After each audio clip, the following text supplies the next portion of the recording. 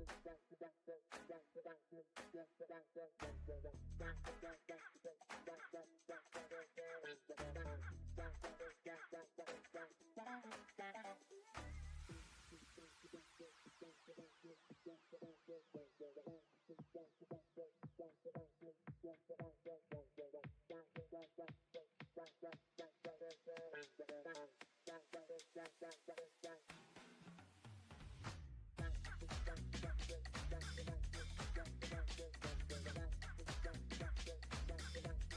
right back.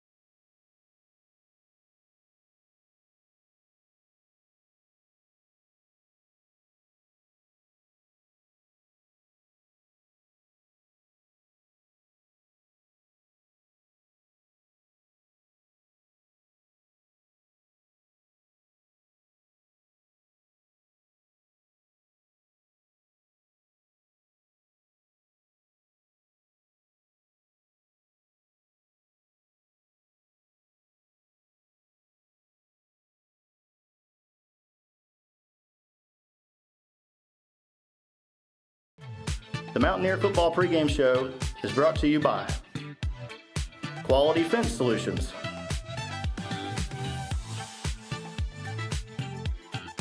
HSI Land Development, Max Baxter Roofing,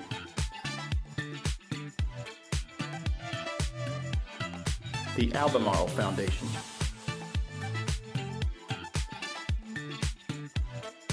Bridges Hardware,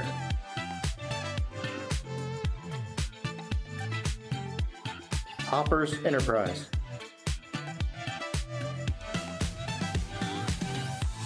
stuff. They say, yeah, East Lincoln Back really been here, struggling. welcome to John Gamble Stadium, the first round 3A playoffs. I'm Drew Fulton along with Craig Short, Lamont Littlejohn. Well, it's that time again, fellas. It's playoffs are here, and we start our run tonight. Guys, first thoughts of this game before we break down both of these teams. Lamont? This is a game that we regroup. I like to see how we come out. Hope we have high energy. Hope we don't have any type of residue from last week. That was a tough loss for us and the way we lost.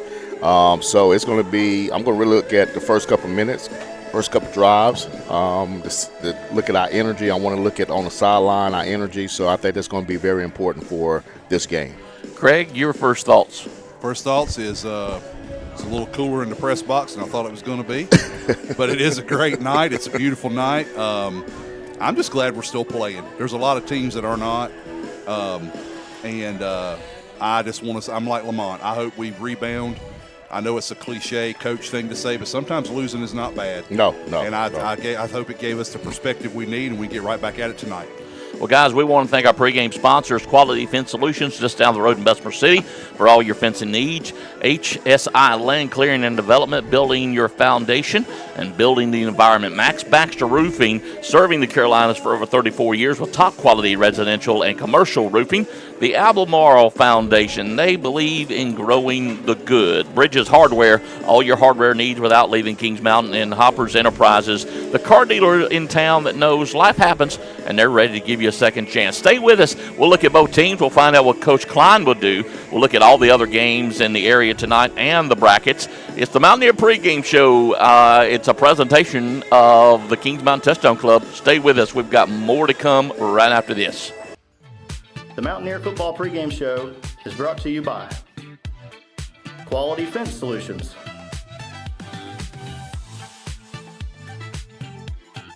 HSI Land Development, Max Baxter Roofing,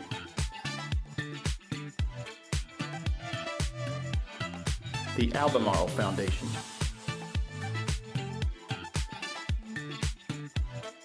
Bridges Hardware,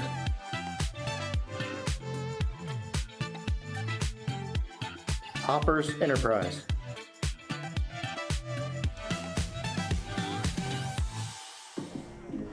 Back here live, John Gamble Stadium, as we get ready for the big first-round matchup between the Mountaineers and the Mustangs. Let's take a look at the Mustangs as we start off here. Smoky Mountain, they come into this game 4-6, record 3-3 in the Mountain 7-3-8 conference. They opened their season with a win at Cherokee, 34-13, but then they dropped the next four games. They lose to Swain County 14-10, T.C. Robertson 35-7, lost to Murphy's 47-27, to Pisgah 16-7. They get a win at home over North Henderson 20-14, but then they lose to a good West Henderson team 28-13. They get a win at Franklin 20-19, but then turn around and lose to Tuscola 34-21 to close out their regular season with a win at East Henderson 57-30. That brings us to tonight. Smoky Mountain is primarily a rushing offense. Number 6, Jarek Jones, he's the quarterback. He's 30 of 85 with 550 yards passing, but he only completes about 34% of his passes, his completion percentage. He'll give the ball off, and he'll take off himself. He's 69 yards rushing attempts, 441 yards on the ground, 4 rushing TDs. Jones will hand the ball off to a fullback, number 7, Aiden Johnson, or running back, number 15, Isaiah McNeely. Johnson has 34 carries, 433 yards, 2 touchdowns. McNeely, 140 carries, 761 yards, and 9 touchdowns. So for the second week in a row, we are playing a mobile quarterback. But, guys, Jones has talent, but I don't think he's got the talent we saw in Husky last week. Well, I don't think we're going to see that in a lot of teams we play. Exactly. That kid. I don't want to call him a generational talent. Right. I mean, he's been a starter for 4 years. He has, and you can tell it. He's been that quick, and he just knows that he's a great player. But to your point, Drew, yes, I do believe that, just like Coach said on the show this week, this quarterback is concerning enough because he knows how to run this offense. It is an old-school offense. They run a lot of power. They run a lot of belly. They'll run some traps. They'll run some blast. So are we going to be disciplined enough to play? And you know how football is. As I said on the show the other night, it's a game of momentum and a game of emotion. Can we keep our emotion high enough and not let them have any momentum?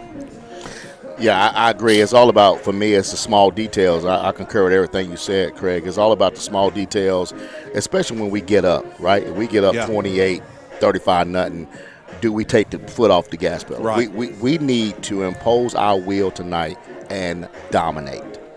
Well, let me ask you this.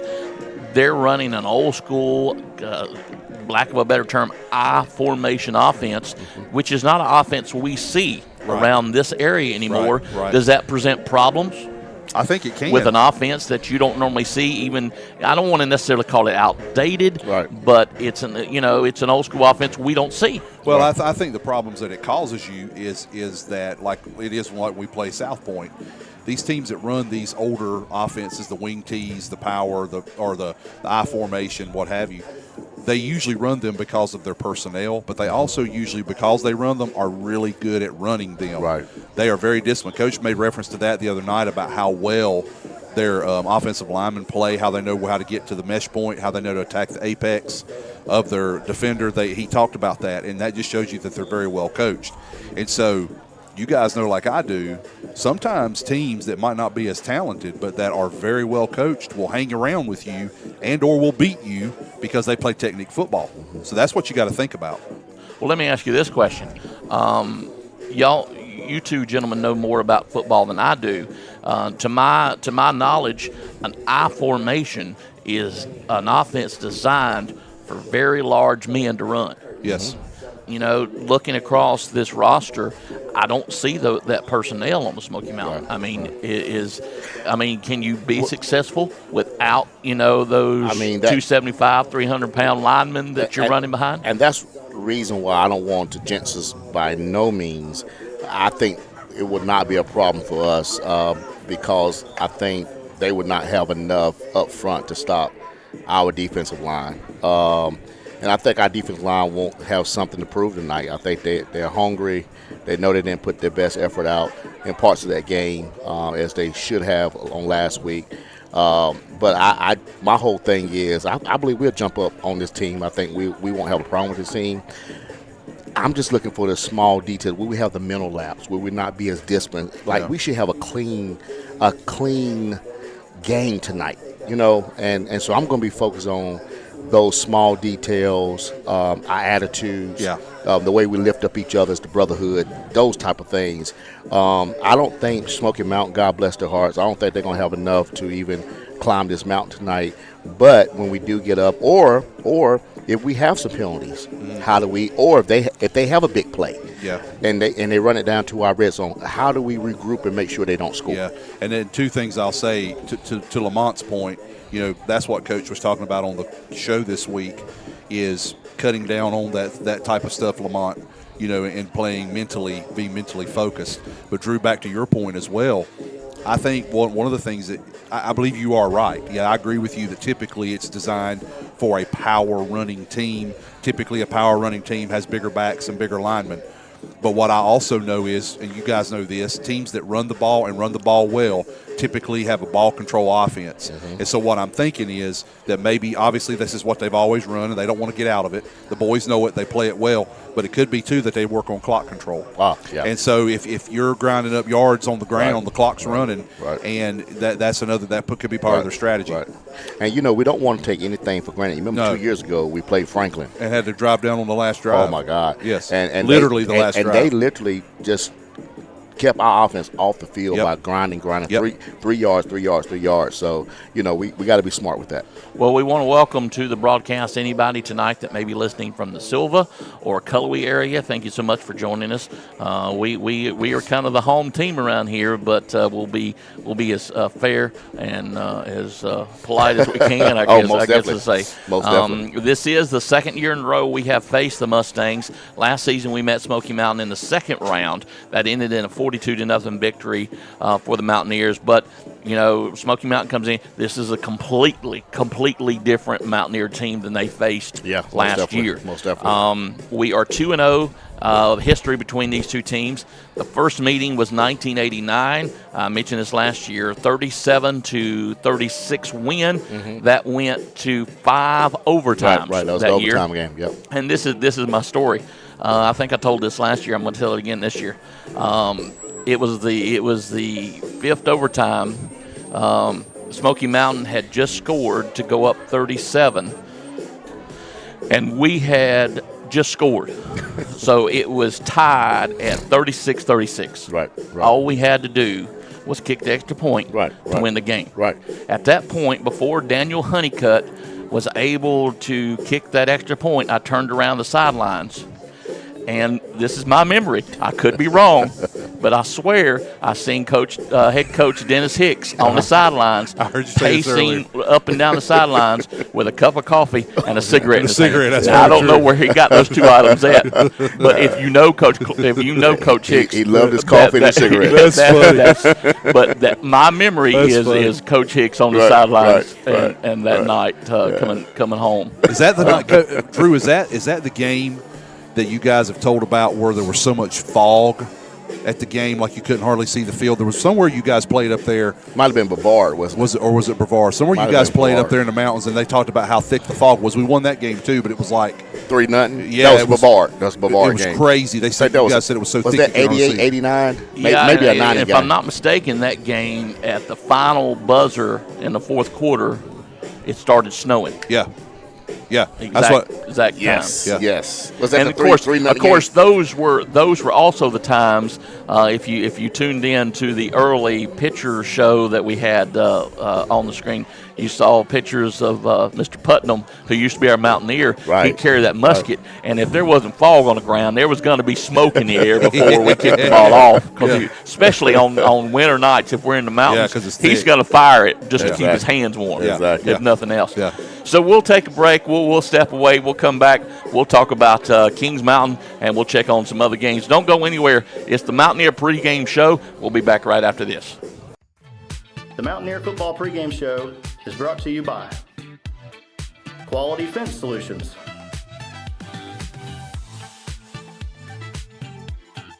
HSI Land Development, Max Baxter Roofing,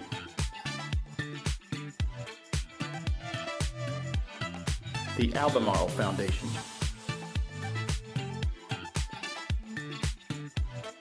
Bridges Hardware,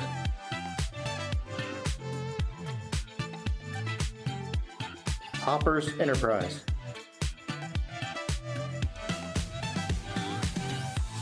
All right, yeah.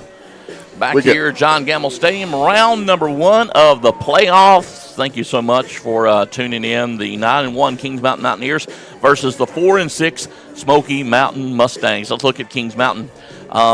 Guys, I've got some, if we were a little bit critical of Smoky Mountain to start with, I'm going to be critical of Kings Mountain. We come into this game with a very, very bad taste in our mouth with that loss last week to Crest 39-14.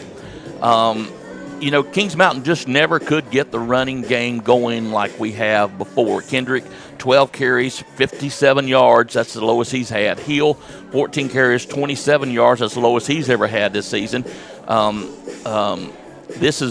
I think, the first game that we have not had a running back over 100 yards. Right. Zolo threw for 124 yards, but he only had 33% completion percentage. Right. It felt like we gave Crest way too many opportunities, and we were just way out of sorts. Right. 15 penalties, 3 interceptions, 1 lost fumble. I mean, is it big game? Is it what happened last week? I think everything that could go wrong went wrong. But yet and still, here's the bright spot. We were still in the game. After that horrendous first half, I think the good part was that we was able to score going into halftime, made it 19-7. We understand our kicking issue, that type of thing. We could have had 13 points going in. But I think that momentum swing, and then we came out and we stopped them. We got the ball back, and we drove it down, and we scored 19-14. I really believe the turning point of the game was when we got the penalty and we had to kick it off from outside deep, and he had a short kickoff to return. It was at that point, I was telling Craig earlier, that I felt like we gave up and the wind just came out of our sails. I believe that was the huge turning point, because even though we was down at that point, 26-14, we still could recuperate, and go down and score. But I believe that was the turning point of the game. We just had a terrible first half, but again, y'all, third quarter, 19-14, we right there, and again, Crest makes a big play. Well, I think I agree with everything that you said, and yes, we can be critical because there were things we did wrong that we did not do all season. Right. That I'm sure if we had to do over again, we would not do again. One of the things that all that Lamont said is true, and then one of the things that really shocked me, and I brought this up on the coaches show, was our lack of success on first down. Yep, that was huge. We were behind almost every drive. We were behind the chains early, like all first down. Not every single time, but a lot of times we were, and we just didn't have the success I thought we would have. And so that's credit to Crest. They had a good game plan for us. But again, I believe in these coaches and I believe in this team, and to know that they went back through and looked at it and have made adjustments. Now we'll just have to see if they pan out into something that can be successful. And also, that's not to take anything away from Crest. No, I don't game. want people to think we're making excuses, because Crest played a great game. Yeah. And Crest was the better team last week by far. And I think in all 3 phases of the game. Yeah. And they capitalized on our mistakes. Right. And so I don't want the fan base who will listen to us to think that we're taking anything away from Crest. No, and I'll say this, and I said it last week. Last week's game is exactly the way last year's game was. Yes. But for Kings Mountain. Yes. Kings Mountain got breaks and Exactly. capitalized on them at the Crest game. We was up 21-0 in the first quarter. Before you know it. Exactly. And so, Crest never really recovered. No. And so it was just the same way, perfect storm. But It it's over. We've washed it. Yep. And we're ready to roll. Yep. Well, let's talk about gameplay for a minute. Is this a trend? In the last 2 games, we have doubled the number of penalties called on us. We averaged about 7 per game up until the Ashbrook game. Ashbrook, we had 18 penalties, 141 yards. Last week, we had 15 penalties, 113 yards. How do you correct that at this point of the game? It comes down, that's lack of discipline. And I think Coach Herron and all those coaches there, I'm sure they've been preaching that. And I heard on the coach show, hey, we talked about this, we just didn't execute it last week. Right. So I think they see it too, and it's just a lack of discipline. That's what I'm talking about, guys, with the small details. Whenever we make one mistake, does it turn into another mistake, or do we correct it then? That's what I'm going to be looking at tonight with these small, you know how you say don't sweat the small stuff, but tonight I'm going to sweat the small stuff. I want to see the small details. How do we execute? Because, again, it's about the small stuff. It's not about the big stuff. Well, and Coach had to do that. I've done this long enough to know you've got to focus on the penalties in the sense that you got to clean it up. Got to. But in the back of our minds, we all know this to be true.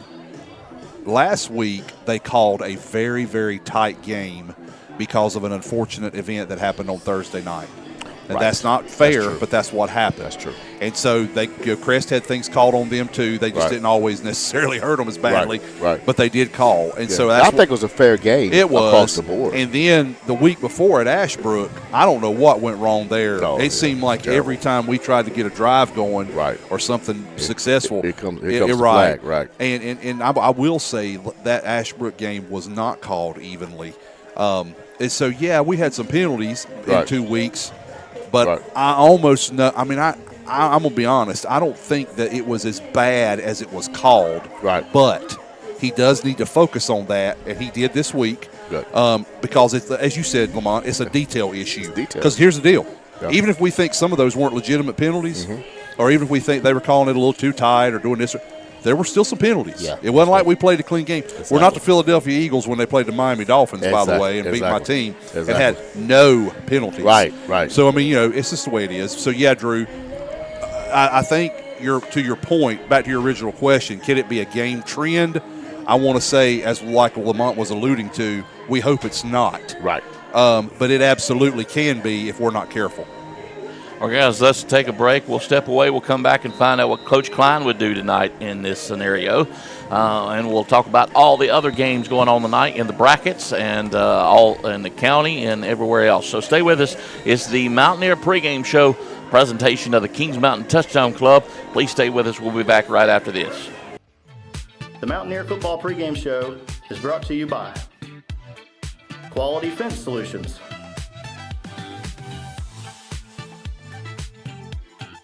HSI Land Development, Max Baxter Roofing,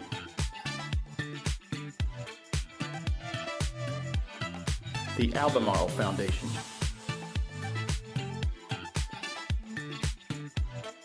Bridges Hardware,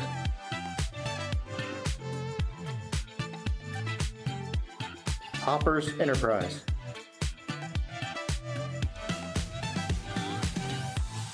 Talk about back here live, John Gamble Stadium. Thank you so much for joining us. It's the Mountaineer pregame show, getting ready for the Smoky Mountain Mustangs and your Kings Mountain Mountaineers. One of my favorite parts of the show is what Coach Klein would do. We'll give it over to Lamont. Lamont, you get the reins of the Smoky Mountain Mustangs. Right. How do you go to round number 2 after this? Well, first of all, I'm trying to. I needed a great speech, pregame speech, and through and through the week, I've been saying the same thing to them. Hey guys, we have nothing to lose. The pressure's on them. Everybody's counting us out. No one has chosen us to beat these guys. We know what happened last year. And I'm saying to my offense, listen, no crazy mistakes, no stupid penalties, and let's pound it down their throat. I'm doing different formations, trying to confuse the backers and the linemen. I may be putting in some new stuff to do mixed direction. And basically, I'm trying to get 3 yards of play. And if it's 1 yard on 4th down, I'm going for it. I have nothing to lose. On defense, I'm gonna take a page out of other people's playbook. I'm putting 11 in the box. I'm putting, I'm gonna dare Kings Mountain not to beat me with their strength, but to beat me with something that's been giving them problems this year, and that's the passing game. So I'm putting 11 in the box. I'm going to dare Kings Mountain to throw it, but I'm also managing that clock. I'm going to milk that play clock all the way down. I'm snapping the ball about 2 seconds every play, and hopefully that would get me through. Well, let's switch it over to Craig. We'll give you head coach of the Mountaineers. How do you go to the second round? This is for you, Michael Crocker. So what I'd do is I control the clock. I would manage 3rd downs. I would make sure I was successful there. I would drink some good old Diet Sundrop for tackling fuel, or maybe some high-quality H2O. And you also said that if Bobby Boucher was here, whatever kind of noise he makes like Chewbacca, I'd turn him loose. That's for you, Michael. In all seriousness, what I would do is I would try to capitalize on what we know we're good at. And what we're good at is controlling the line of scrimmage defensively. We had a bad game last week doing that, so we need to redeem ourselves. I also would manage the clock in the sense that I would make sure we were running plays that would allow us to have success on 1st down so we could make drives sustain and work on things. Because here's the deal. if we're playing again next week, which is what our goal is, we want to make sure we shake out some of the issues we had in the past and get ready to rock and roll. So be explosive, be fast, play physical, drive them into the ground, have fun. Exactly. All right, let's take a break. When we get back, we'll look at some scores. We'll look at what's going on in the brackets and around the area. Stay with us. It's more on the Mountaineer pregame show right after this. The Mountaineer Football Pregame Show is brought to you by Quality Fence Solutions,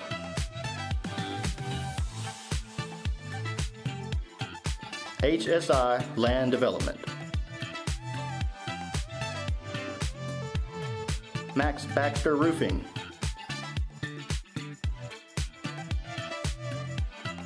the Albemarle Foundation,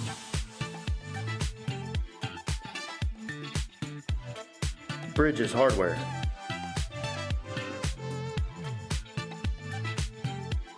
Hoppers Enterprise,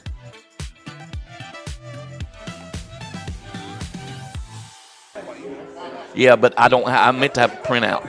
Back here live, John Gamble Stadium, round number 1 of the 3A playoffs. The Mountaineers and the Mustangs getting ready for it. Let's just review a few scores from last week. Ashbrook was able to win the bell over at Hunter Huss 24-9. Forest View over Stuart Kramer 54-20. North Gaston could not hold up to the Red Bone. South Point wins 35-14. Of course, no shocker. East Gaston 72, Highland Tech 0. Chase was able to hold off the Hilltoppers 49-14. I don't know if this is a shocker. We, kind of gone any way, but Shelby over Burns 58-27. Bessemer City just blanks Cherryville 60-0. Lincolnton 19, West Lincoln 17. That one surprised me. Hickory over Statesville 30-14.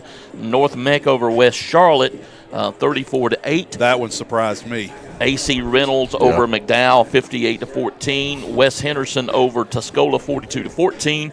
Smoky Mountain beats East Henderson 57-30. We mentioned that earlier.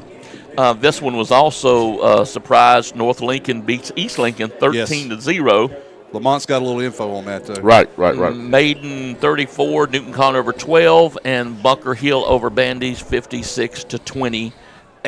All right, let's take a look before we go on to Shelby and Burns and find out what they're doing. Let's look at our brackets right now. Of course, here in the bottom half of the West bracket, the two teams to beat right now is Hickory and West Henderson.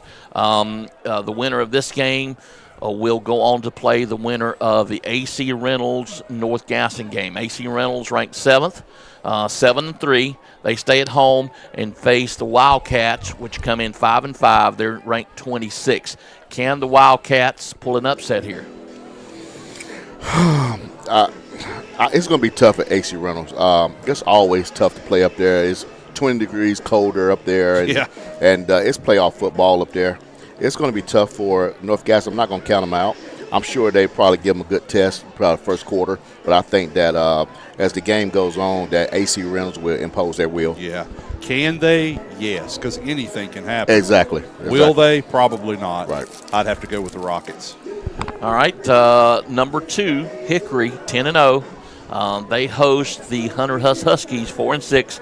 They come in ranked number 31. Do the Huskies have a shot?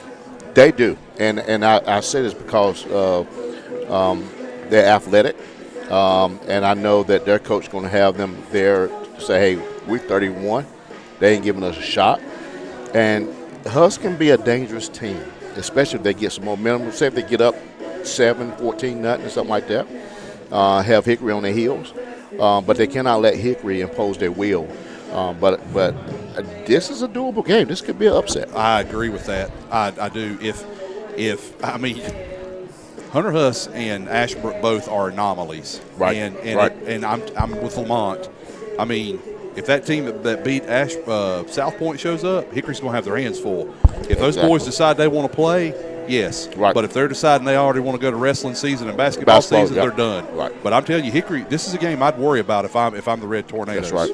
Well, the winner of that game will play the winner of this game, which I think is the big question on the whole bracket. North Lincoln 7-3 hosts Rockingham County 7-6. North Lincoln 15th ranked, 18th is Rockingham County. I think this game could go either way. I can't. I'm not putting good money on this game. Well, and I'll tell you this: Rockingham County. I'm really surprised they're in the West because they're almost in Virginia. Yeah, that's what I was saying. That's up there where Reidsville is, and so they're getting everybody that doesn't go to Reidsville.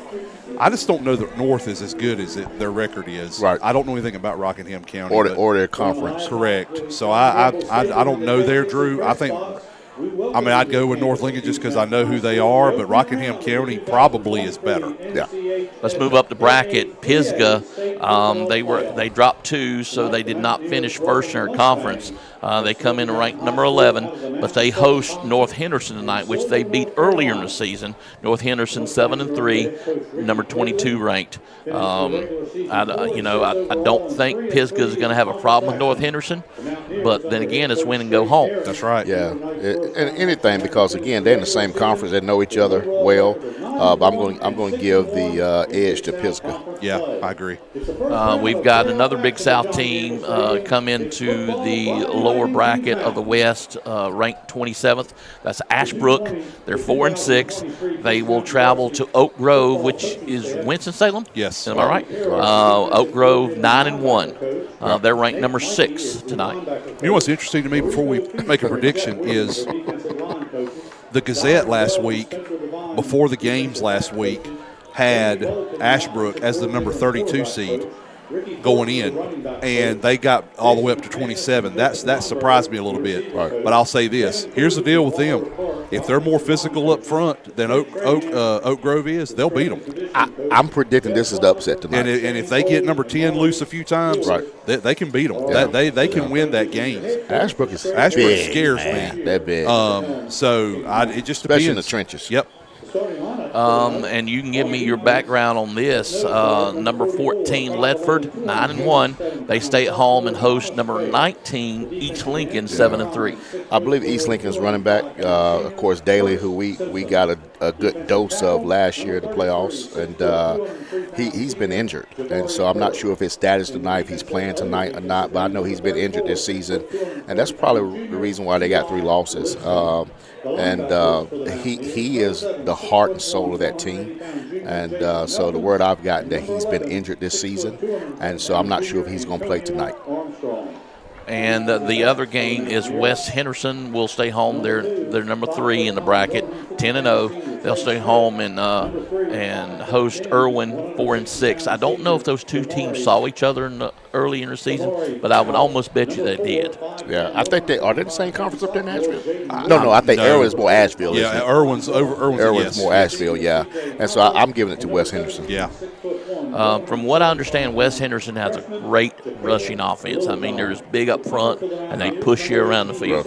Yeah, they was undefeated last year until the playoffs last year as well. Yeah. They was more of a passing team last year, and I think they bowed out. I think was it South Point? It was. I'm not sure. It was. And I'll tell you this. That beat West Henderson every time we talk about West Henderson, I remember in 19, Raquel and Matt went up there and enforced his will on them, and Kings Mountain beat them. Right. But a few years before that, we went up there, and that's the coldest I think I've ever been in my life. They don't want to have the Falcon on the field, the turf, right? Yeah. All right, let's look at the upper bracket. Not we won't look at every game, but of course, number 1 Crest, 10-0. They host number 32 Parkwood, 2-8. Running clock. Yeah. That's running. I can't believe there's a 2-8 team in the playoffs. Yeah, I'm telling you. And I'm gonna be honest with you, if I'm Crest, that would actually kind of make me mad to have to play a team like that. Yeah. There's too many teams in the playoffs. Right. I've said what I said. Right. I guess that's why they're 32, right? That's what I'm saying. Give me a break. South Point gets to take the Redbone offense all the way to the Hollow and play Statesville tonight. Yeah, I'm going to give it to South Point. I just don't know if Statesville is going to have enough. Again, that's that Statesville, Hickory, East Lincoln conference, which we know a lot about because last couple of years we either played Statesville and last year we played East Lincoln, and I don't think they're going to have enough with South Point. I just don't think they know how to stop it. No, they don't. I mean, they're athletic enough probably, but y'all know like I do in that part of the state, nobody runs that offense. No. We don't do a great job stopping it, but at least we're used to it. Exactly. So I really believe South Point will win that game. Right. All right, let's look at some other games going on in the area. East Gaston, they are playing at Maiden tonight. East Gaston 8-2, Maiden 7-3. I think East Gaston's better. I think Maiden's record is a little more inflated than it should be. But I do believe that on the side of Maiden is the tradition and the use. Or being able to play. So I'll go with the Warriors just because I used to work there, and it's going to be a tough game. It's going to be a tough game. I'm going with Maiden. That's going to be a tough game. I believe. I mean, I won't be shocked if are they at Maiden? Yes, they are. At Maiden. Yeah. That's isn't that little football town USA? Yeah. Used to be. I don't know if it is anymore. I don't know if they call it that still, but I do remember walking in the game room and them throwing batteries at us and then bouncing off our helmet. I mean, especially in the 90s and early 2000s. Were they good batteries? That's expensive. Back then they weren't. It is now. Yeah. Mount Pleasant will travel to Shelby. Mount Pleasant 5-5, Shelby 7-3. Running clock. Pine Lake Prep at Burns tonight. I don't know anything about Pine Lake Prep, but I think Burns will. Just by the sound of the name, I think they won't be able to stop Burns' passing attempt. I seen this earlier and I didn't write it down. East Rutherford got in the playoffs 5-5. Good for First them. time they've been in Good the playoffs. And it's gonna I be think basketball 5 or season 6 after this year. years. Yeah, because just 2 years ago they didn't have a varsity team. Exactly. They shut down the program. Playing Bunker Hill. Yeah, it's going to be basketball season. Bunker, yeah. Which we know East Rutherford always have a good basketball They team. do. So it's And basketball season. Bunker Hill is loaded. Yep. Game we That's were talking about 2A, right? earlier. Yeah. See, that's what I'm saying. It's going to be tough for anybody. South Stanley goes into Bessemer City tonight. What's their mascot, Drew? Rowdy Rebel Bulls. Yeah. That's a little bit overkill. I know. If you ask me. I'm going with Shane. Coach Short. Come on, Coach Short. Beat those Rowdy Rebel Bulls. Our arch nemesis, Charlotte Catholic, they travel to Myers Park tonight. I'll be honest, I hadn't kept up with either of them. I haven't What are their either. records? 7-3, 7-3. Yeah. They both played a lot of good talent. They really do. You don't. You And can't. at 4A now, Charlotte, that whole so thing. that's probably a toss-up, It is. honestly. I'm going to give it to Charlotte Catholic just because of their history. But they're playing at Myers Park, so that may be tough. Bandy's 4-6 at Monroe 9-1. That's going. Man, Monroe is going to light them up. Bandy's hadn't seen anybody nearly as athletic as Monroe. A game I think could be interesting. Chase 7-3 travels to West Lincoln 8-2. I do too. I saw that. East Lincoln lost one last week. They let get away from them against Lincoln. So yeah, that could be it. But I think the Rebels might get them. The Cherryville Ironmen will take their 2-8 record all the way to East Randolph 9-1. That's a long bus ride, guys. I mean, come on. Yeah. Bless their hearts. Lincolnton 5-5 at North Surrey. Now I don't know anything about North Surrey other than they're 7-3. All I can tell you is I do know up there. That's up there around where Coach Lloyd is, and right. So that I know they're probably pretty decent. Right. I just don't know that. The Starmount don't play them. I don't think so. No, Starmount. I don't think so. I just don't know that. I just don't know that Lincoln. I don't know. I mean, I think last week was a little bit of a.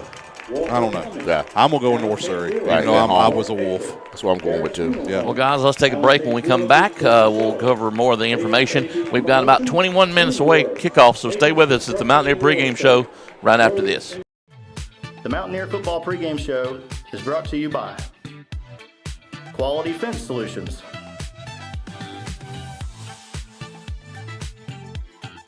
HSI Land Development, Max Baxter Roofing,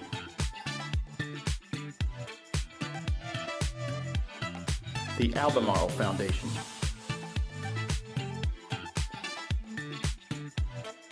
Bridges Hardware,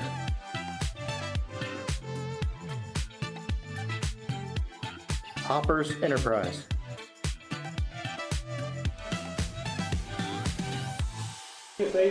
Back here live, John Gamble Stadium, as we get ready for the Mountaineers and the Mustangs. About 20 minutes away from kickoff and the coin toss and all that good stuff. We got a few minutes. Guys, I'm going to hit you up first, Lamont. Yep. It could be college. It could be high school. I want to hear the story about the coldest. The coldest. I mean, it's kind of chilly out here tonight, but it's far from what I consider my coldest night. Yeah. What is your coldest night? At a game. At a game.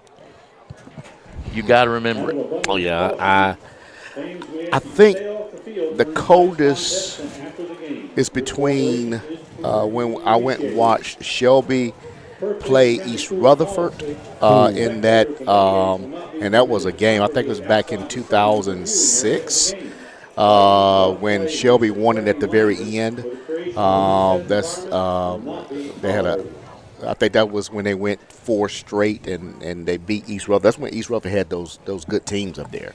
And then I think the next one may be, I think I'm going to go with that, Shelby and East Rutherford back in 2006. It was cold that night. Well, I'll tell you this, as a fan, it was a Shelby game for me too. They played Bandy's at Bandy's on Thanksgiving week. Right. And the reason I remember this is because Missy's mom and dad lived in Denver. Right. They kind of still do now anyway, but back then they had just built a house, whatever. Right. Missy, were we married when we went to Shelby Bandy's game, or were we dating? We were married. Because when I was at Cherryville, because I remember. Okay, anyway, it doesn't matter. Shut up. So they played Bandy's, and it was one of the coldest nights I've ever been associated with as a fan. We froze to death. Oh, yeah. And it was a great game. Bandy's was loaded, and Shelby beat them. Yeah. But I will tell you this, as a coach, the coldest game was that West Henderson game. And we pulled up that year.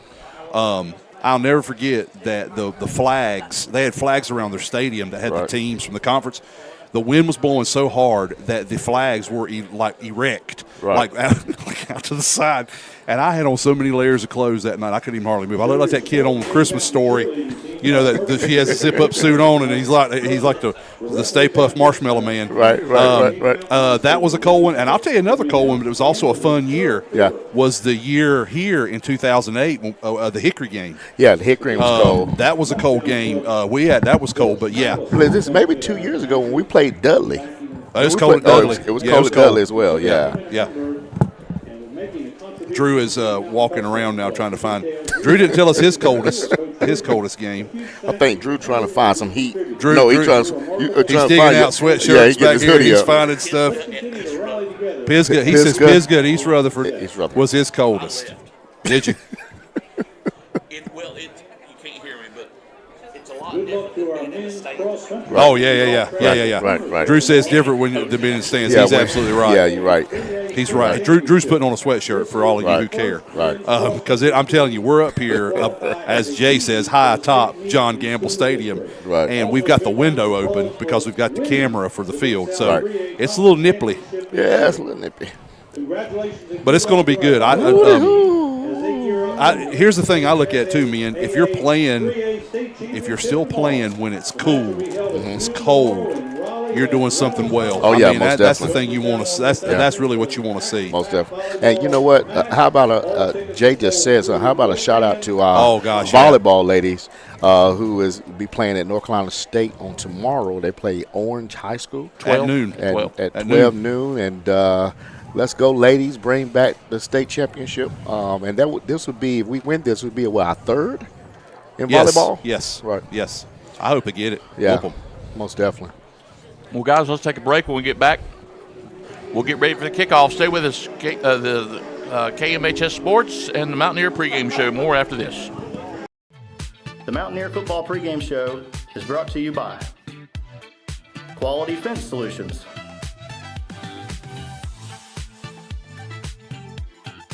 HSI Land Development,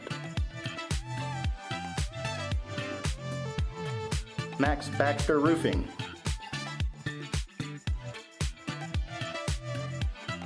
the Albemarle Foundation,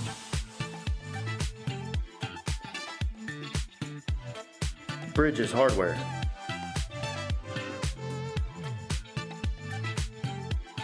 Hoppers Enterprise,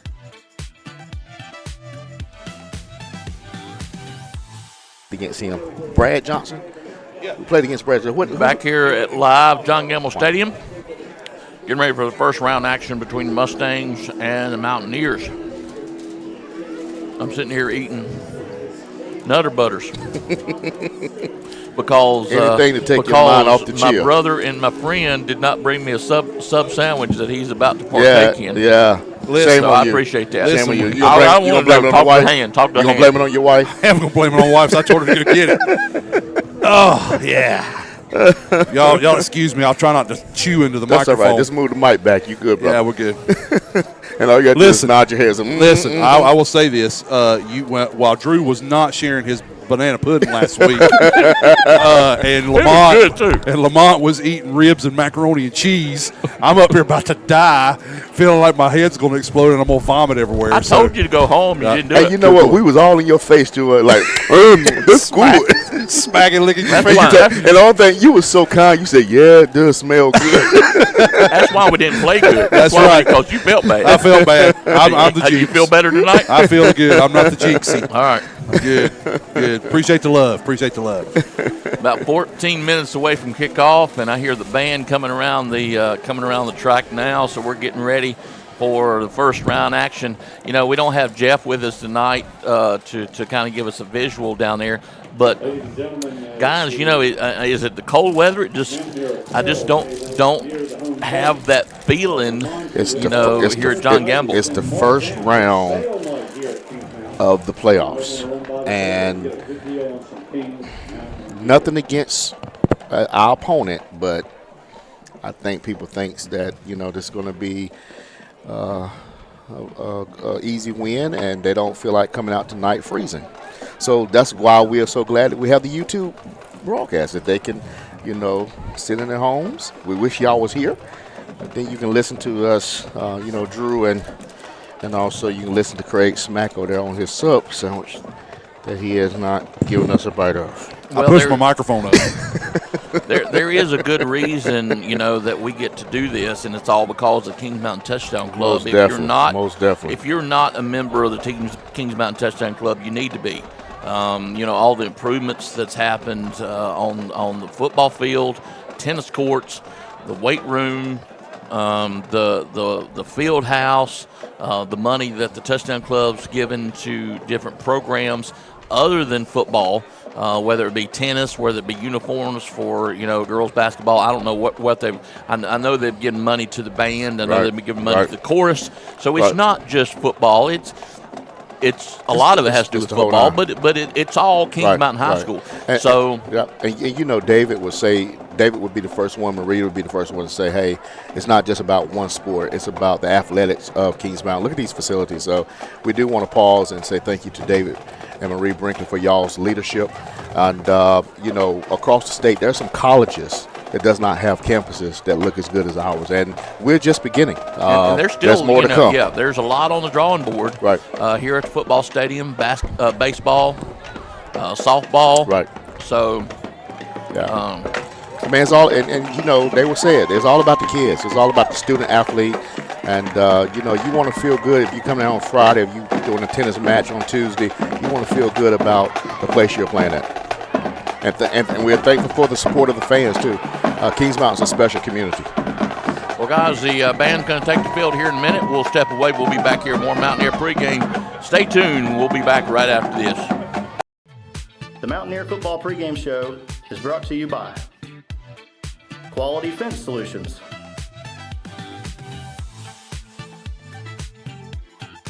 HSI Land Development, Max Baxter Roofing,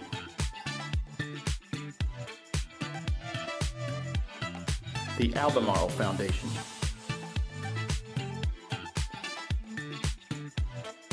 Bridges Hardware,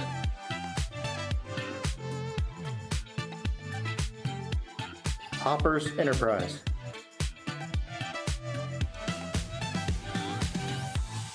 First time her first son gets punched in the head. Right, and blood everywhere. Yeah.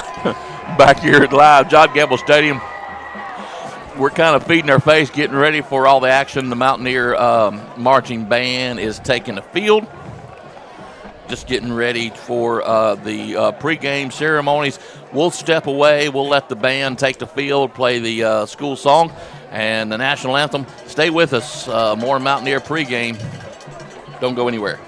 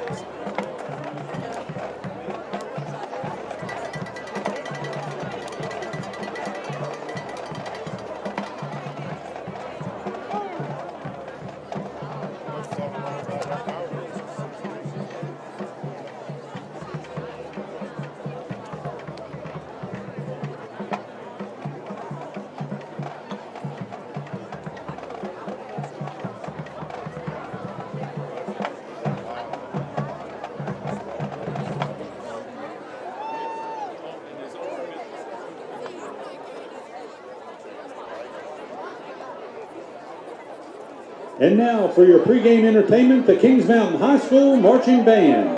The band is under the direction of Andrew Weston and Kevin Clary, and under the field leadership of Melissa Brooks and Brandy Sellers. Ladies and gentlemen, the Kings Mountain High School Marching Band.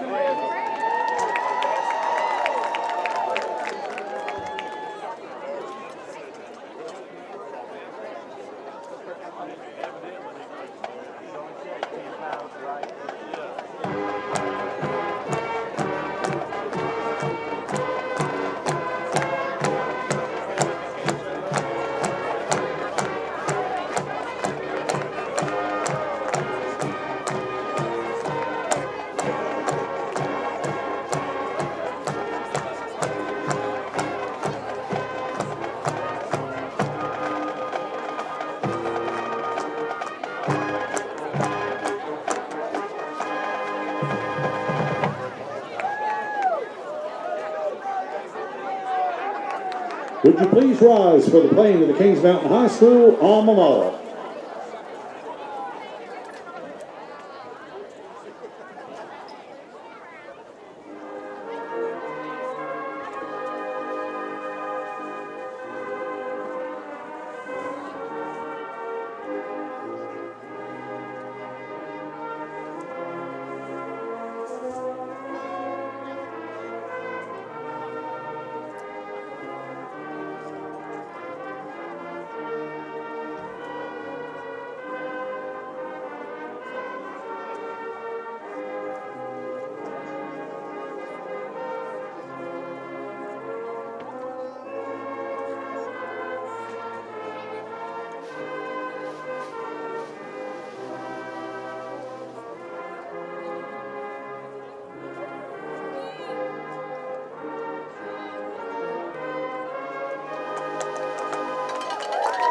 Let us pause for a moment of silence and give praise to God, the creator of the universe, for all the blessings he's provided to each of us individually and to each of our communities. Our most gracious, loving Heavenly Father, we thank you for today and the privilege to gather together in the spirit of competition. Lord, we ask that you would bless the players and the coaches as they take to the field, the fans, and the cheerleaders as they support these athletes. And Lord, may good sportsmanship prevail. For in Christ's name. And everybody said, Amen. Would you please remain standing for our national anthem?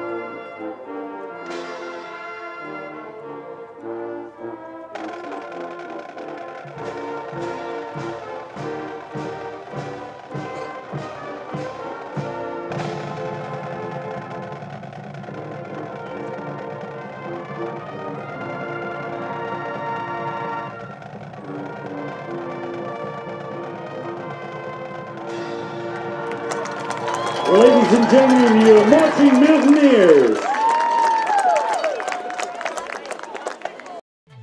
The Mountaineer Football Pregame Show is brought to you by Quality Fence Solutions,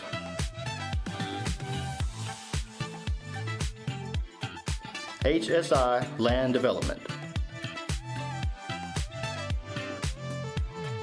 Max Baxter Roofing,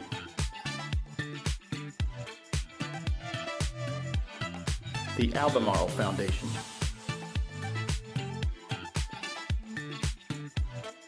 Bridges Hardware,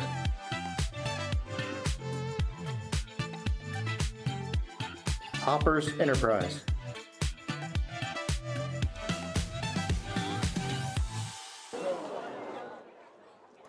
Back here live, John Gamble Stadium.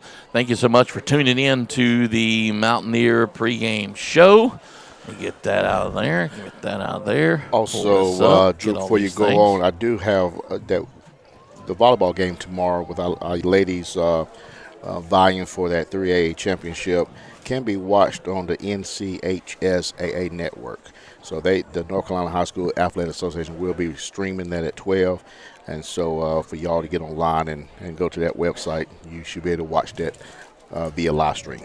Best thing to do is just get up in the morning, have breakfast, and ride to Raleigh. And go to Raleigh. Good day trip. You driving? Sure. Okay.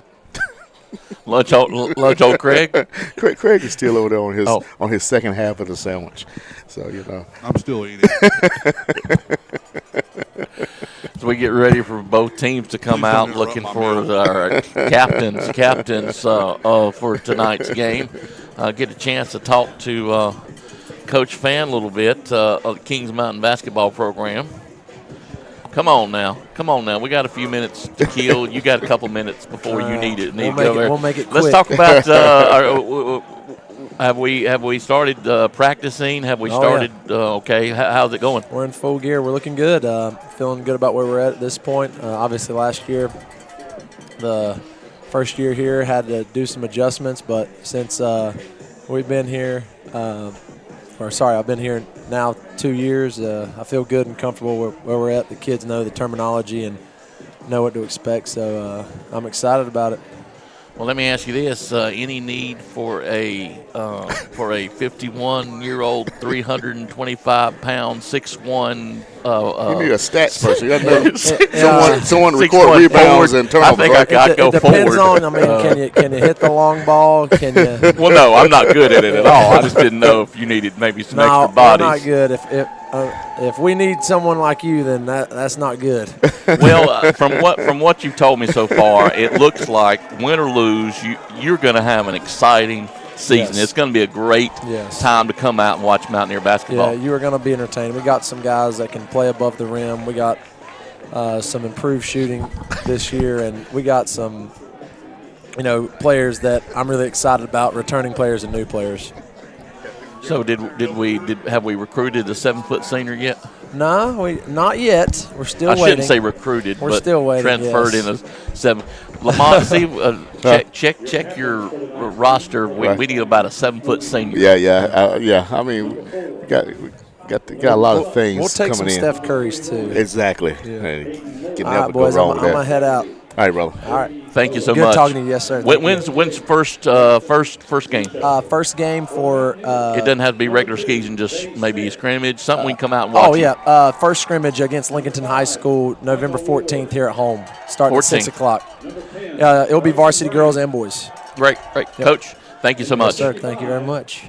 That'll be $5.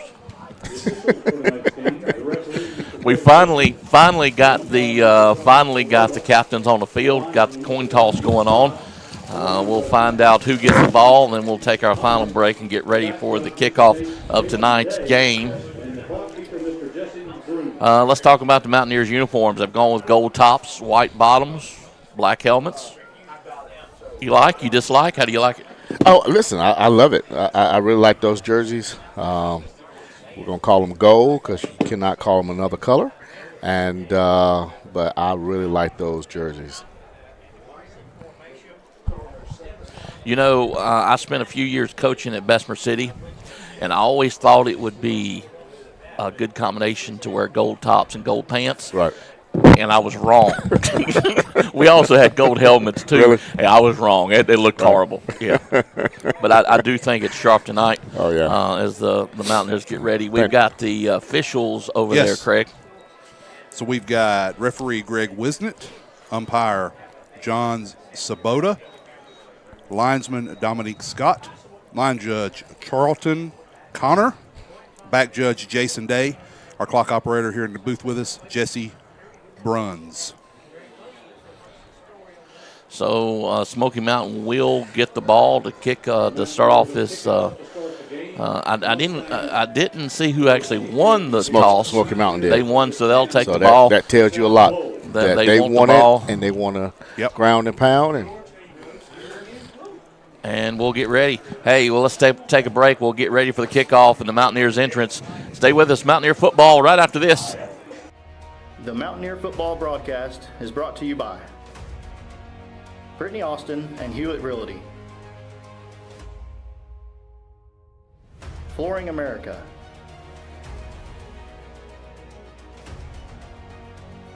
the venue at Turkey Ridge, Allen & Sons Construction, Dellinger's Jewel Shop, Butler's Outdoor Design, JWH Contracting,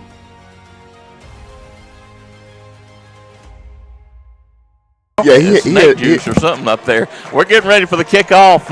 Mountaineers will kick off to Smoky Mountain to start this game off. And, hey, we'll get the first round underway. Mountaineers, of course, wearing the gold tops, black helmets, white pants. Smoky Mountains with white on white and their patented blue helmets as we get ready for some Mountaineer football.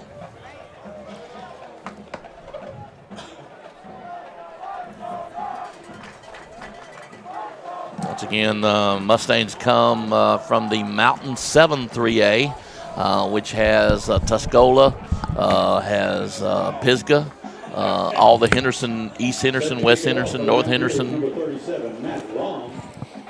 It's actually a really competitive conference.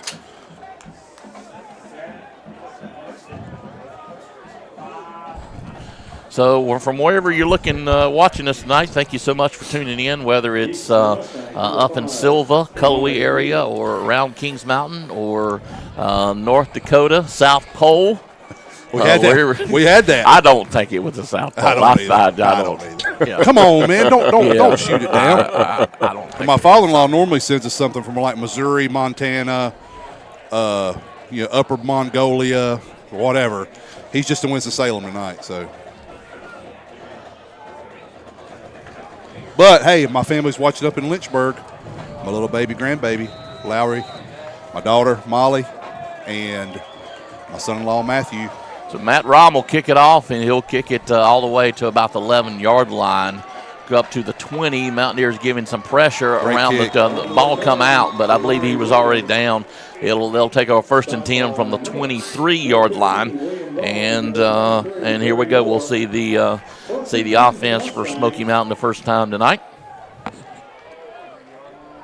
I was just up in the Silva Cullowhee area last Saturday.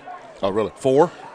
Was it last Saturday? No, it might have been the Saturday before last. Went up there for a football game at Western.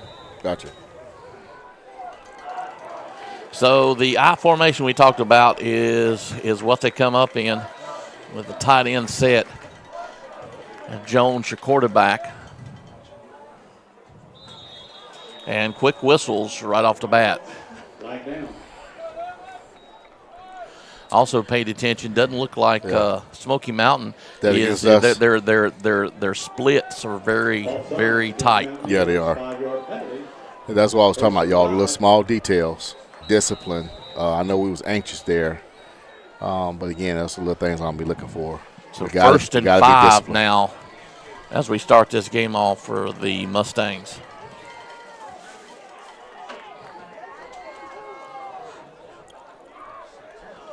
Jones under center, calls the signals, hands it, keeps it himself. He'll run around the right side, able to pick up maybe a first down. It'd be very close. Wow, that was a good fake because I was watching, I guess, the fullback going up, so that was surprising that the quarterback kept it. So 1st and 10 for Jones and the Mustangs.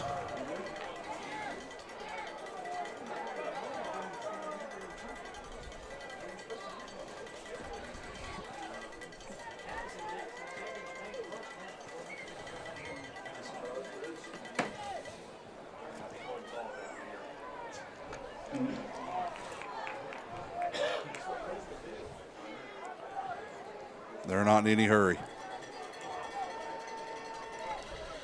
Jones with a handoff to the halfback right up the middle, but the Mountaineers there waiting on him.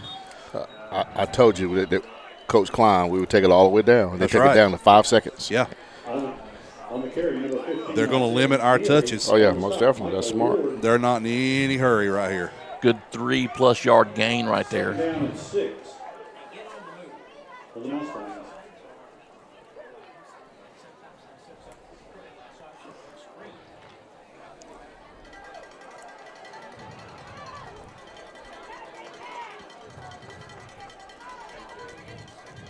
Jones under center once again for the Mustangs. Gives it to the fullback right up the middle. He'll get a couple more. Just a straight fullback dive. And as Lamont said, that's 2 plays in a row. They snapped it with 5 seconds or less on the play clock. Right. Number 7, Aiden Johnson, your fullback. So 3rd and 2 right here. And a stop is what the Mountaineers need right here.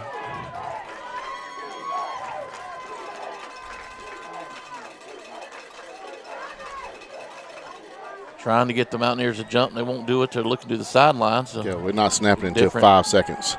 Different call, changes of play. Jones hands it right up to the fullback, and he's going to get enough to get the first down. He shot through a second effort. That was a great run by him. He just kept his legs moving and shot through there. We had him at the point of contact. Just couldn't get it going, and they snapped that one with 2 seconds left on the play clock. So far, they are executing their offense the way they want to. Right.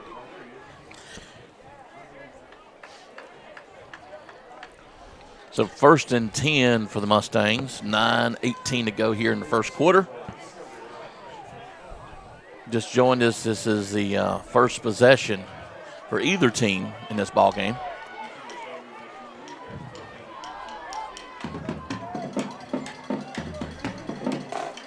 Give once again to the fullback right up the middle. On the carry, Aiden Johnson, stopped by Antonio Armstrong. Antonio Armstrong and Jason Melton on the stop there for Mountaineers. Johnson, the ball carrier. A gain of 3, 2nd down and 7. For Smoky. So there's those 3 yards you were talking about. Yep. I mean, everything we said they was going to do in pregame, they are doing it. And they're not snapping the ball to about 5 seconds, 4 seconds. Tight end over, so we got tight end on this side. Right. Hand off to the halfback, but he's met in the backfield this time. Good job. Good job. So That's he'll what we lose need. yards. Stopped by number 44, Thomas Fair. Thomas Fair, I believe number 9 was also in there, Curtis Simpson. No gain, 3rd and 7. For the Mustangs. So they're going to bring 3rd and 7 this time. Yep. So does this change? You think this will change their play call? Well, I'm probably going to try to run it again, see if I can get 3 yards, 4 yards, and I'm going to go for it on 4th down. Then again, they may do a play action pass, dump pass, something that nature. They could. Out of the eye, you've always got a toss sweep. Yep. You've got a power toss. Right. Where they could have a double pull. Right. So we'll see what happens. They've been having most success with their fullback. Oh, they ran it wrong. Ran it wrong, He yep. went the wrong side. Right. Quarterback open to his right, and fullback went left. It was just going to be another straight dive is what it was going to be. Miscue, so they'll run the punt team on. Right. Stop, no gain. Stopped by number 11, Antonio Armstrong. Brings up Antonio Armstrong again.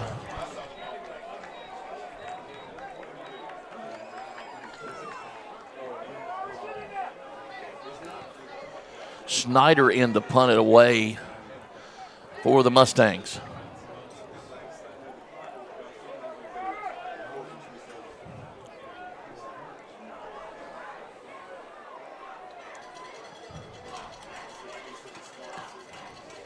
Mountaineers won't send too much pressure.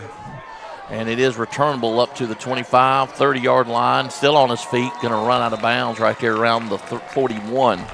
So the Mountaineers will see their offense for the first time tonight.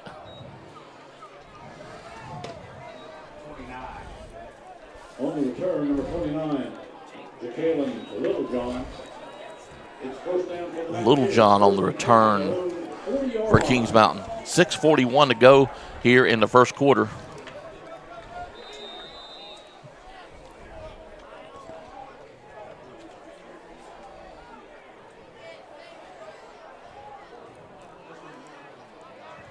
Zolo calls the signals, hands it off to Hill right off the left side. Couldn't get past number 24 on the tackle, Luke Fortner. They're going to say number 25, Joe Hill. I remember us calling that name last year, Joe Hill. There is a player on the Smoky Mountain team that I really love his name, number 42. That's all I'm going to tell you. Yeah, we had fun with his name last year. Zolo on the keeper. Zolo around the right side. Ball might have come out. Like he was down.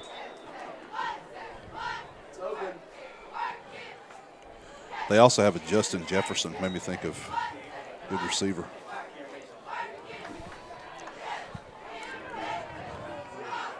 Number 24 for the Mustangs, Will McCoy. It's third. Will McCoy, yep. Will McCoy. Yeah. Love it. So third down for the Mountaineers, third and about 3.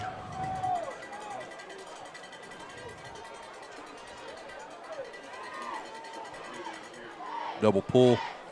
Zolo hands it off the right side, but he's finding some run room to the left side. There's Hill. He's got a block or two. He's still on his feet. They're bringing him down around the 35-yard line. So unless there's flags on the play, that's a good Mountaineer first down, guys. I tell you what, the defensive tackle Brady Owen, number 70 for Smoky Mountain, had a great play. He did. He got through. He got down the line. He had him in the backfield, but he grabbed. Yeah. No form tackle. You can't grab Josiah. No. You got to form tackle him.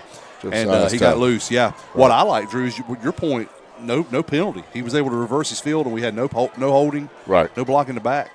Good. Zolo back to pass this time, looking deep for the home run ball. He's got a man open. Does he get it? Touchdown. There you go. Mountaineers. That was good for him. He needed that redemption. Jay Gash. Baby. Good job. Good job. Good play for both of them. Great ball. Great pass. I love the fact of the play calling. We went downfield early.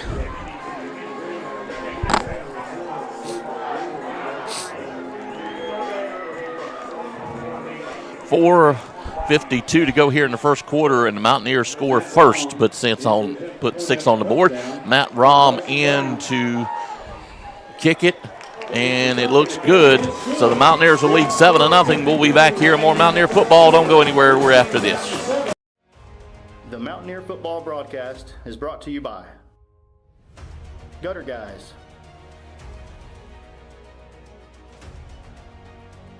Innovative Pool Designs, Long Branch Land and Water, Christie Sellers with Allen Tate Realtors, Lickety Loos,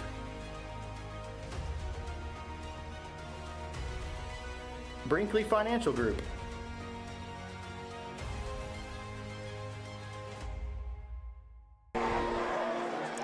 It is what it is. Just pray for him. Just pray for him. Back here live, John Gamble Stadium, 4:52 to go. Mountaineers are getting ready to kick it off. Lead 7-0. Mountaineers able to put 7 points on the board on that opening possession. How big of a deal is that? That's big time. That's big time. We needed that. Our offense needed that jolt. I believe the turf took him down. Yep. Right there around the 20-yard line. Well, and I'll tell you, too, what was really good about that, yes, it builds confidence for Zolo. It builds confidence for Gash. That's what I was going to say, too. Yeah. That's he the ran whole time. a great route. And I'm going to tell you something. Quay Sanders was open on the backside down the back hash, the left hash as well. We're going to come back to that. But here's the other thing. Zolo had a clean pocket. Yep. So we did a great job protecting him. Zolo comes in 53% completion percentage. He's 100% tonight. Jones under center again for the Mustangs. He'll hand it off to the halfback. And and he'll get met right there at the line of scrimmage by a host of Mountaineers. You know, Drew, they may see something that we don't, obviously. They know what their game plan is and all, but there's been 2 plays where 15, Isaiah McNeely has carried it, and they've not been nearly as successful as they are when Aiden Johnson, the fullback, carries. Right. He hits that hole quick. Yes, he does.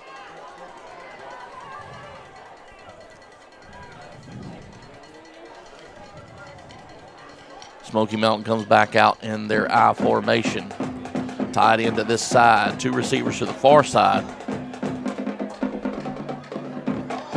Fakes the handoff to the fullback. He'll take it himself. I don't know if that was designed or not, but he'll get right back to the line of scrimmage. That's Jones once again on the keeper. Howes on the stop for Kings Mountain. Brings up a 2nd and 7, or 3rd and 7.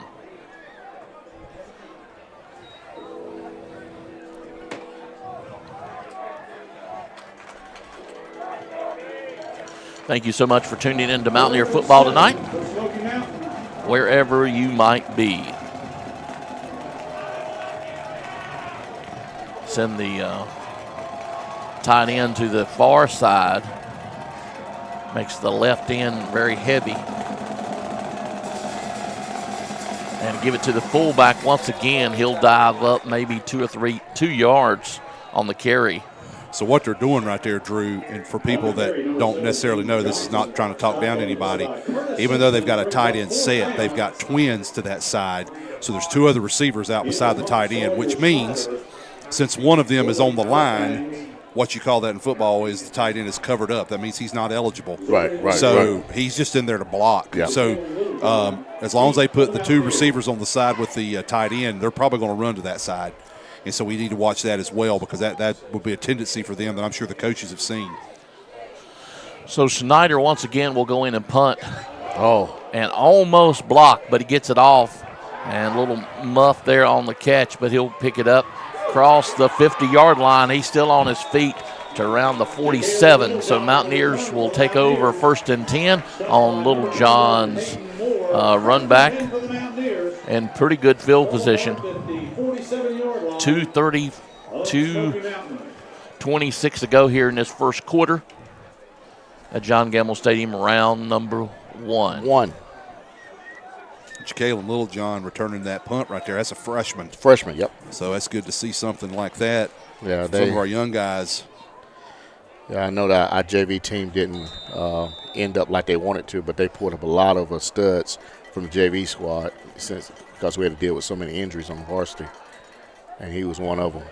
Handoff to Teddy Jeffries around the right side. He's got some running room, still on his feet. 30, 25, 20-yard line. I don't know if they can stop him. He'll get all the way down to around the 3 or the 4-yard line. They might mark him at the 5. But big first down play for Kings Mountain. You know, I know he wanted to turn it up, but if he would have kept going I agree. left, he would have outran him because he would have beat him at the angle, yeah. So the Mountaineers are doing what they do and just really keeping the ball on the ground other than that one pass. Zolo hands it right up the middle. He'll push ahead. That's Teddy Jeffries again all the way to the 2-yard line. That's even like right there. If he bounces to his left just a tad, he's in. Yep. Big number 70, Owen on the stop for the Mustangs. He didn't want to come out. Yeah, I was like, man, reward that man. Yeah, you see it like. And I like that, though. Yeah. I like that he wants to stay. I mean, right. You know, I don't have a problem with that. Right. So 2nd and goal, hands it to Hill right up the middle, but nobody's going to stop him. Mountaineers score, touchdown. Right.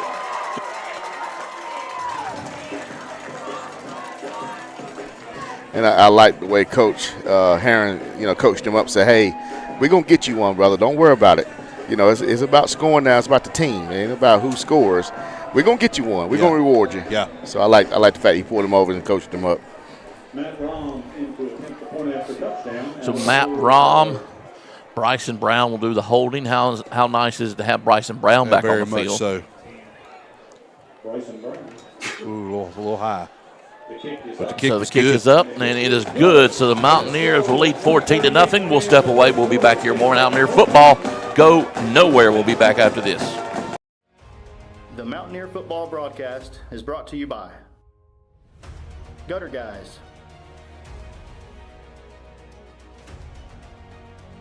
Innovative Pool Designs. Long Branch Land and Water. Christie Sellers with Allen Tate Realtors. Lickety Loos.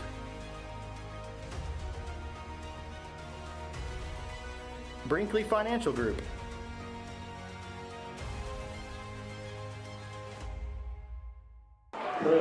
Back here live, John Gamble Stadium. Mountaineers lead at 14-0. Just a quick look at our Caldwell Banker Farm Bureau 133 West just-in-time plumbing scoreboard. Take it away. Most of these scores are in the first quarter. North Lincoln 8, Rockingham County nothing. No score Crest Parkwood. No score Ashbrook Oak Grove. No score Starmount Cherokee. No score East Eastern Randolph Cherryville. In fact, I'm not just going to keep saying no score. I'm just going to tell you the scores of the games we've got. East Lincoln 7-0 over Ledford. It's got South Point down 12-0 to Statesville.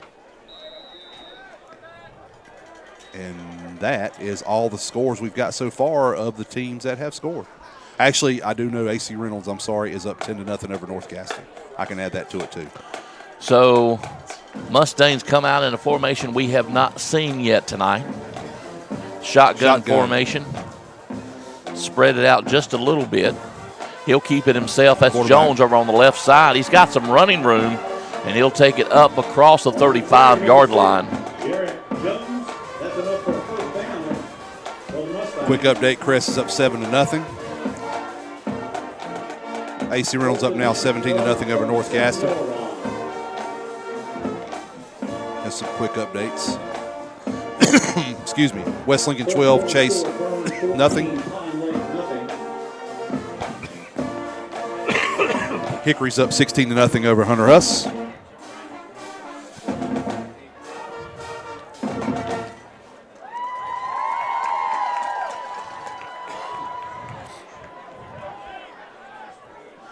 So once again, they'll stay with that same formation, the Mustangs, with Jones. He'll keep it himself and go straight up the middle, but getting met after about a 2-yard gain and bring up another third down. 42 seconds to go here in this first quarter.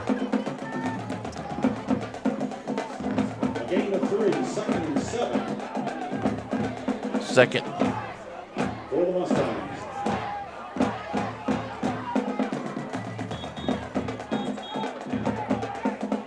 Quick whistles. We had to call timeout because Jason Melton has an equipment issue. I don't know if it's his helmet or his cleats or something. He had to come off, and we did not have the backup ready. Yeah, so we just had to call timeout. 25 seconds to go. We'll take a break. Stay with us. More Mountaineer football after this. The Mountaineer football broadcast is brought to you by Brittany Austin and Hewitt Realty, Flooring America,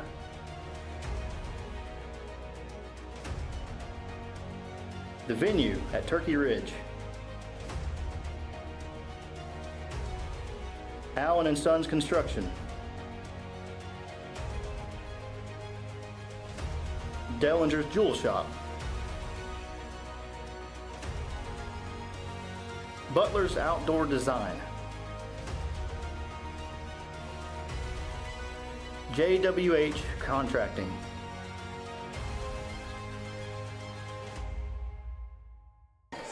Back here live, John Gamble Stadium.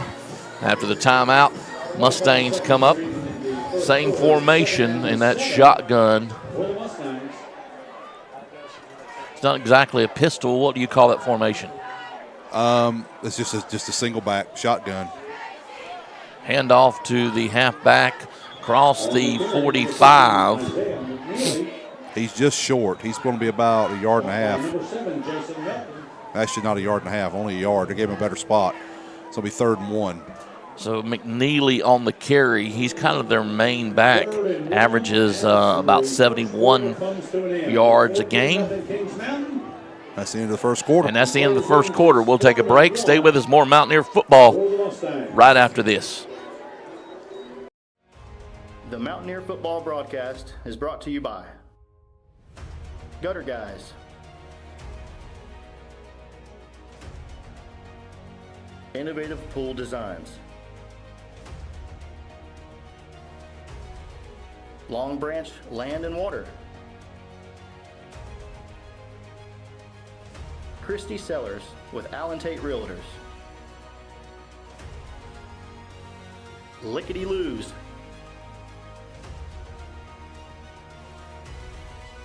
Brinkley Financial Group,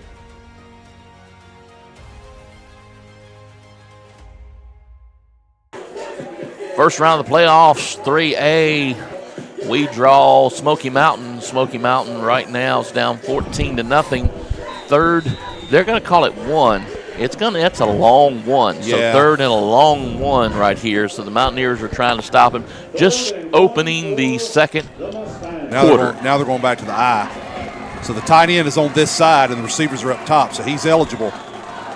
They're going to run it, though. Ooh, we almost fumbled it. He did fumble it. Yeah. And the quarterback with the keeper, it depends on where they spot it at. Well, because it's still. Yeah, he's the guy on this side's running in on the what's that, 46. 4th and 1. They're just going to put him back to the original line of scrimmage. So it's going to bring up a 4th and probably a real 1 now. Yeah, they're going to go for this. When the quarterback center exchange was a little bit shaky when he came out from an under center or tried to. Yeah, Jason, I'm watching on sideline just to update y'all. Jason Melton's helmet's broke. They're down here working on it. Oh, okay.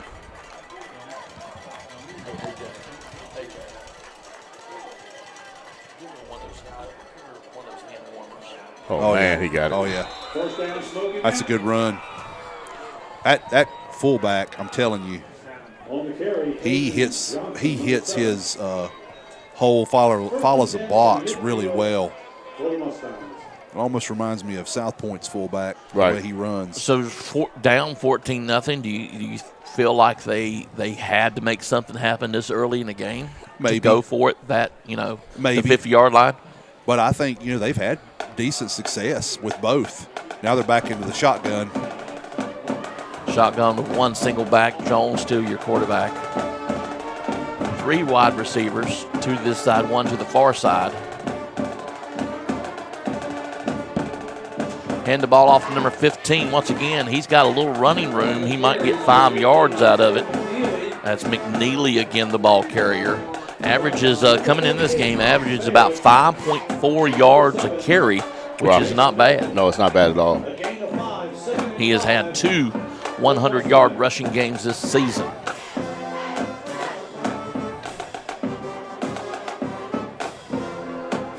So 2nd and 5 for Smoky Mountain.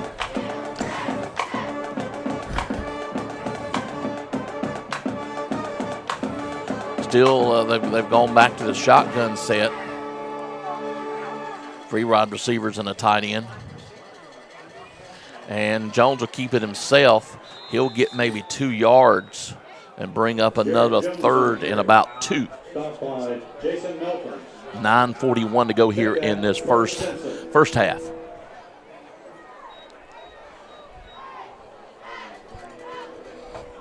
Maybe a little longer than 2. We'll call it 3rd and 3.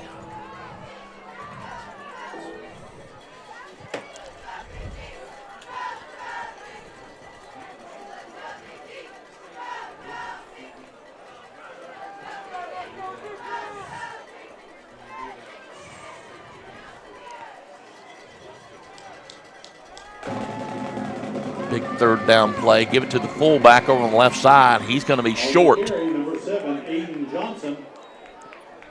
All they're running straight. That's all they're doing. It's just a straight power. There's a double pull from the backside. Big number 75, Josiah Ward, 6-foot sophomore, along with I'm sorry I didn't get the guard's number. I apologize, but they pull just a double pull lead up on the right side.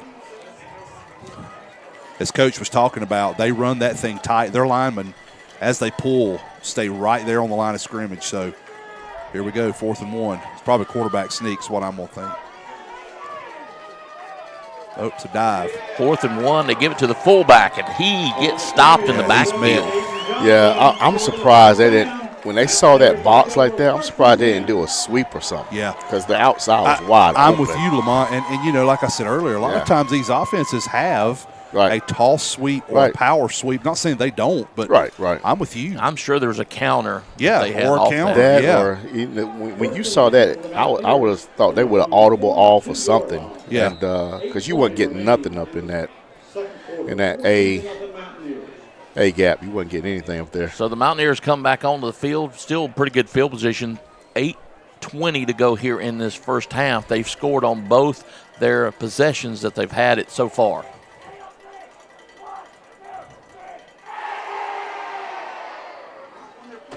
Zolo once again back to pass, looking again for the deep ball. He's got a receiver open. It's going to be touchdown. Kings Mountain, nobody can stop him. There you go. Quay Sanders. Clearing it out once again. The post, yep. Sanders with the touchdown. Go downfield. I mean, you got to take advantage of this. This builds confidence not only with Gash last play, but it builds confidence with Quay as well.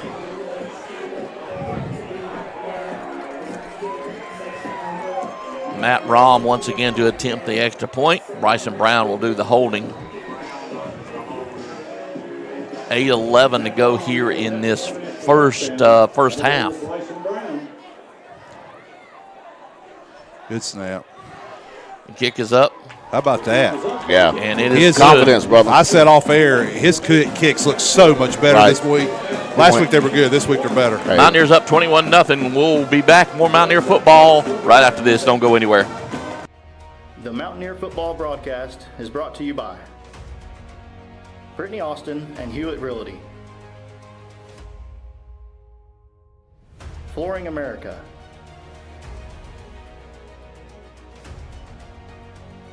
The Venue at Turkey Ridge, Allen and Sons Construction, Dellinger's Jewel Shop, Butler's Outdoor Design, JWH Contracting,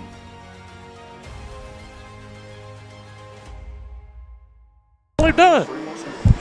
Back here live, John Gamble Stadium. Mountaineers lead at 21-0 here in the first half. 8:11 to go here in this second quarter. Matt Rom will kick it off again. Kicks it a little bit shallower this time, but the Mountaineers will give him pressure and nowhere to go. He'll get up to around the 26-yard line. I'm going to tell you, one of the things I think Rom normally is booming those things down either into the end zone or close to it. This air is so thick tonight. It's cold. It's just not going to carry. Emmanuel Feimsher down on the tackle and the stop for the Mountaineers. Another Mountaineer senior.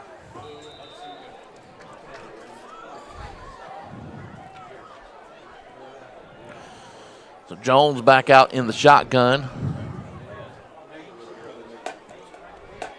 3 receivers plus that tight end. He'll keep it himself around this side. A little bit of running room. He's across the 50, 45, 40. They'll run him out of bounds around the 30-yard line. He got some wheels, Doc. Wow, he got some wheels. I'm gonna tell you something. That's twice now. That time he got out farther. Of course, that's twice they've run that play. They've had some good success. Yeah, something's wrong with Zay Smith. He's down on the sideline there.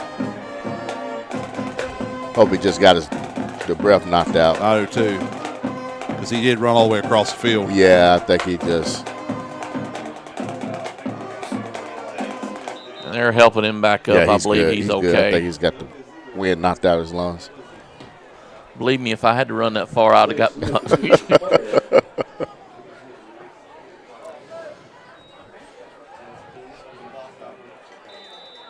So big play from scrimmage from the Mustangs. They're down in Mountaineer territory around the 27-yard line.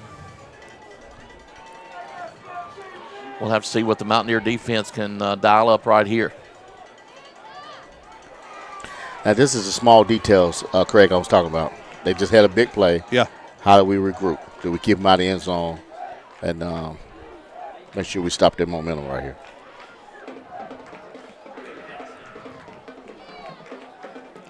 Handoff once again to number 15. He'll pick up 2 or 3 yards. Drew, you talked about the counter. There it was out of the shotgun. Well, I was going to say, knows they've gone to the shotgun now. Yeah. Down 3 scores. Yeah, well, I mean, I'm going to be honest. They've had good success with their With the- dive, their fullback dive. Yeah. And they've blown it a couple of times because they've went the wrong way. But this shotgun quarterback getting loose on the edge, he's an athlete. I like how he runs the ball. He got some wheels on But him. right there, they just ran a counter back to the right side with their tailback. Right. Pretty decent little play. So 2nd and 8, Thomas Fair on the stop there for the Mountaineers on that last play. Fullback in the there it is again, back to this side. And he'll go to the left side. He'll gain if he stays outside. These kids can run, they man. can't run. If he stays outside, he gets more. He might score. It's making me wonder now, why did you start out in an I? I don't know. And you have this much success, or it may be that we have practiced for is the I. Yeah. And now we just got to do an adjustment to this this shotgun. That's what that may be more us than them. Not to take anything away from them, but we got to do some adjusting on our part. Shotgun once again. Jones, your quarterback. Number 7, Johnson, your fullback in as running back right now. Tight end over. He's covered up. Handed once again to the fullback. He'll go all the way down to around the 10-yard line. Johnson on the carry. Again, these are the small details. Are we going to look at the scoreboard and see it 21-0 and take our foot off the gas, or are we going to continue to dominate? So 4-yard gain. Thomas Fair once again on the stop for Kings Mountain. 5:37 and counting here in this second quarter. First round of the playoffs, live from John Gamble Stadium, the battleground.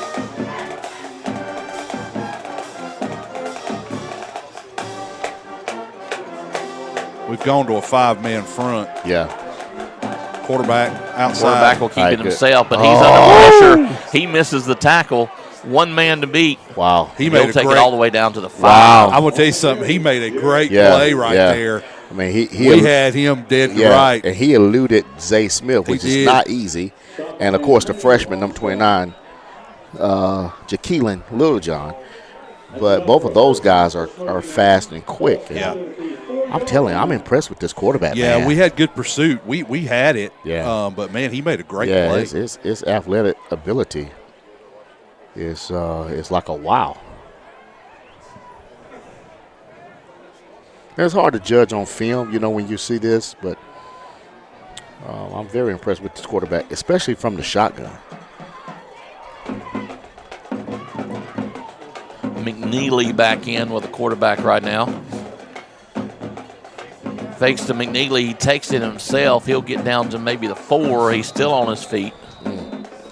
And you know what, Craig? Maybe they was going to go to shotgun starting the second half. Yeah. But had to go earlier. They felt like they had to because they couldn't go down 28-0 or 35-0. Had to get something going. But that may be good for us. We can go in and make some adjustments at halftime. Well, we already made one that I saw. We've gone to a 5-man front pretty quick. Okay. But I'm with you. They'll adjust more as we go. Right. So that was one thing I've already before that play where we had him pinned up in the backfield. Right. We had it there. So yeah. Let's see what we still got. So we've got second goal. Excuse me. McNeely still in as your tailback.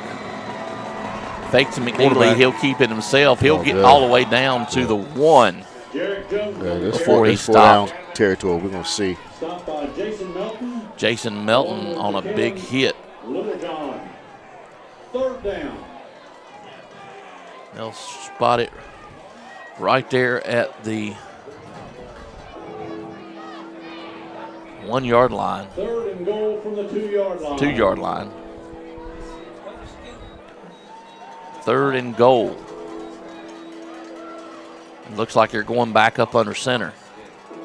Yep. They can run more power this way. That's why they do it. We jump. Again, jumped. discipline. Yeah. So it'll move it to the 1. Small details. It'll move it to the 1. So half the distance to the goal line. 3 minutes and counting here in the second quarter. And I would imagine they'll come back out in that I formation. I think we're going to get a fullback dive right here. Right. Or a belly. Yeah, we're probably going to get a good dose, at least 2 plays if they don't get it on here. You just got the time to snap. Just be patient. Watch the ball. Ball move, you move.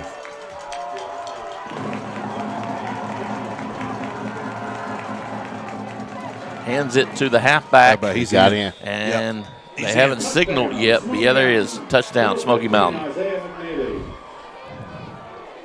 That entire drive, or I should say that score, was set up by that quarterback getting loose. Yeah, that big a couple play. times, yeah. And that's how I said, you know, we're going to have big plays, but how do we respond with that? Yeah.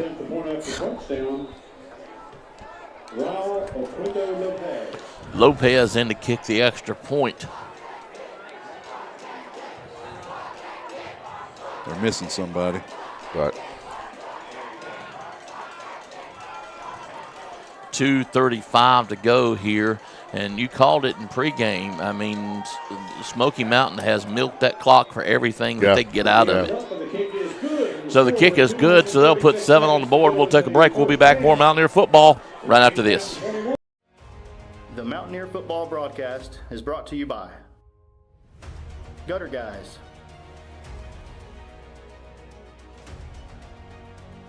Innovative Pool Designs,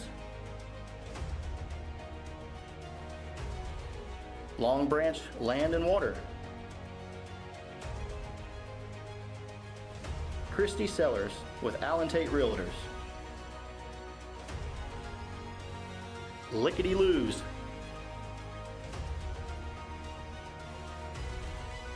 Brinkley Financial Group,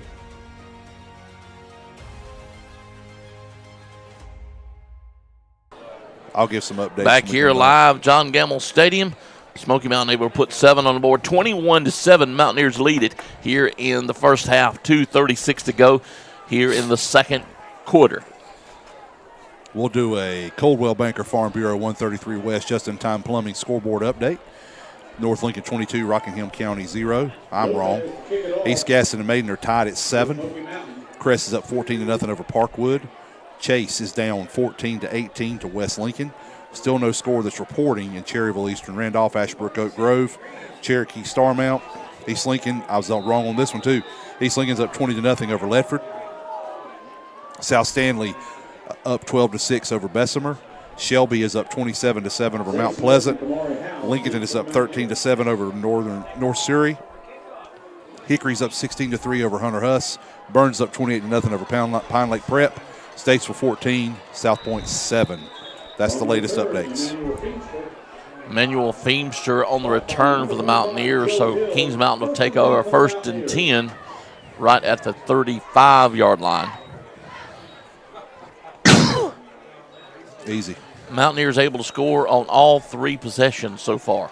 Yeah, I think, and this is maybe most crucial and critical. I think we need to score here. Yeah, we have to score here because you don't want to give the ball over or not score and somehow Smoky Mountain goes in with some momentum. Well, what would be nice is if we could take it down and score and not have any time left right. and then come out in the second half with the ball. Exactly, because we get the ball. That's right. That's a good drive. Come on, get out there. Get out. Well, I don't think Smoky Mountain has a very fast offense, so I don't know that they could score in two minutes. Yeah. I'll tell you, number 25, we called his name a lot last year, Joe Hill. He's a senior this year. He was a junior last year. He was a stud last year. We called his name a lot on tackles, and he was the one who made the tackle that went straight down the line and caught Teddy from behind. So 2nd and 9. Teddy Jeffries in at running back. Zolo will pass right over the middle, in and out of his hands, incomplete. Threw it Bring fat. up a 3rd and 9. He did. I thought the inside slant was there. Well, maybe he saw something I didn't see. And I was going to say, Lamont, what got me there is it looked like, and maybe this is part of the route, but it's like Fat stopped. Yeah. And then started again, and Zolo put it where he was supposed to be. And I think Fat saw the defender. Yeah. Instead of running through the defender to make the catch. See, what we have to get this first down here. We don't need to punt the ball in this situation. 3rd and long for Kings Mountain. Zolo calls the signals. Fakes the handoff, drops back to pass. Plenty of time to throw it. To you, Nash. Yeah, but he is caught. Gash was wide open over the middle. He was. Way short. The one thing I will say is the one area I think we struggle with is we got a timeout on the field. They call timeout. Yeah. One of the things I think we struggle with that we're not great with is we don't look receivers off. No, we don't. We look and lock in on where we think it ought to go. Right. So 1:45 to go here in this first half. Mountaineers with a 3rd and about 6.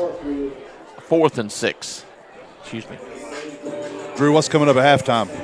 Halftime, we have a great interview that Coach Brad Melton did with Coach Morris, girls basketball, as they get started as well. So stay tuned for halftime for that. Now it's going to be interesting what we do at 1 minute 45 seconds. We most definitely cannot let them drive the ball down and score. Well, I'd say we're going to get a dose of the quarterback. Yeah, most definitely. We've not seen them attempt to pass yet, so. Right. Zolo with that is correct. They have not one pass attempt. Nope. And it'll roll dead. I think, Craig, they 7 for the second half. Yep. Around the 29-yard line, so we'll see the Mustangs come back out. We may see it here because I'm going to tell you what I'm thinking. True. If I'm them, True. If I can get down here and get a score, go into the halftime, one down 21 to 14. Yeah. Oh yeah. You know what they're going to do with our guys, our momentum? That we're going to believe. Yeah. You know, we're believing that we can beat this team. So 1:34 to go here, and Jones will bring his offense back out for the Mustangs. I'm also going to be interested to see Lamont how quickly they snap the ball. I don't think they're going to milk it this time. You need. It's no way because you're defeating your own self. Yeah. You're on purpose right here. Jones averages about 61 yards passing per game, but hands the ball off right up the middle. Yeah. So I see that their coach is saying, they're running get on tempo. the ball. Yeah, they're running a tempo. Get on the ball. Stop by Curtis Simpson, along with Jabari Curry. Clock continues to run, 1:29 and counting. Quarterback. That's what I thought.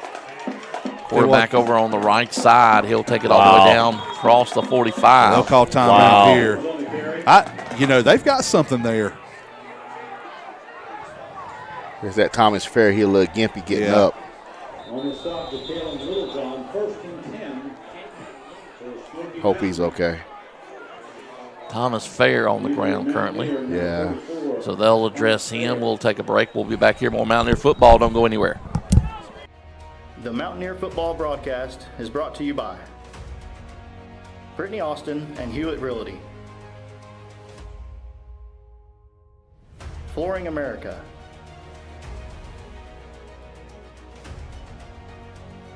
The Venue at Turkey Ridge, Allen and Sons Construction, Dellinger's Jewel Shop, Butler's Outdoor Design, JWH Contracting,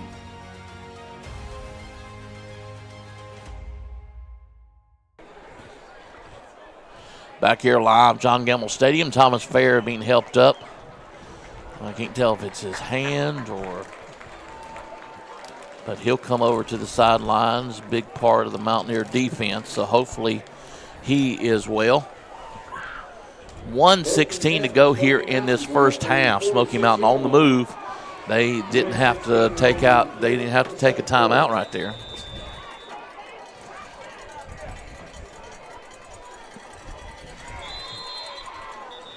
And flag on the play.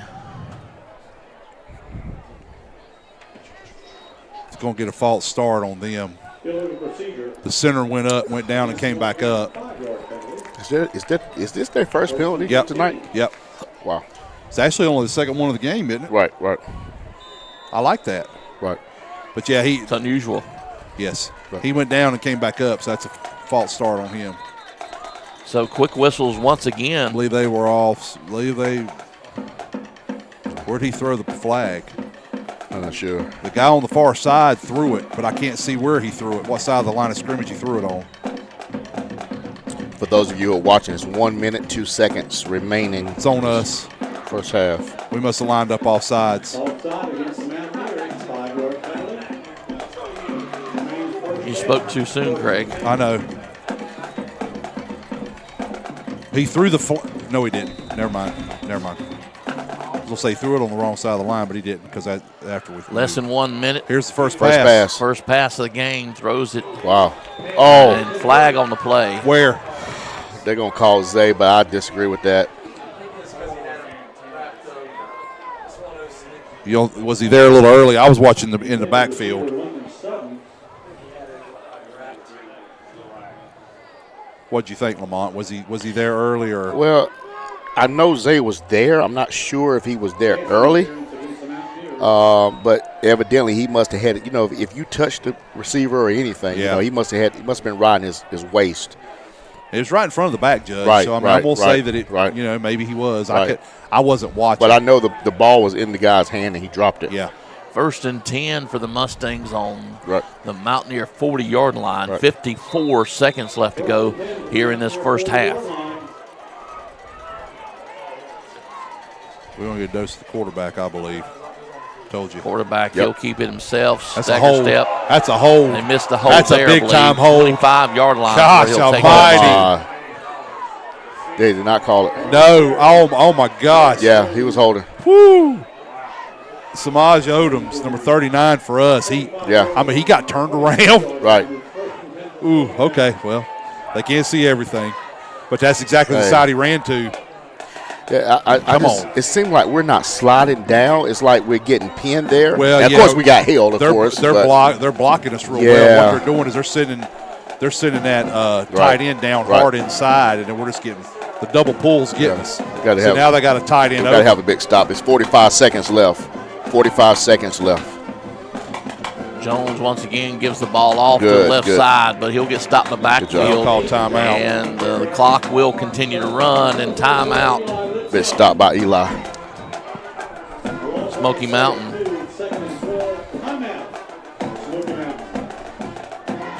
Take a timeout. We'll stay right here. Any interesting scores?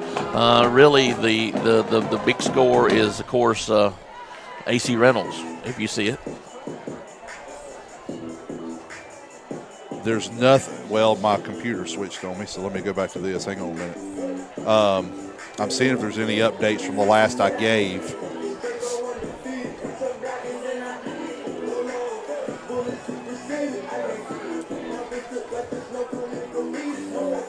Based on score stream, they're the same as they were just a moment ago, Drew. So no, yeah, I said that earlier.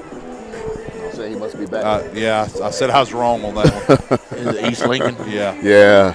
I mean, Daly could be back. You know, like I said, the report I got, he's been injured throughout the season, so he may be back.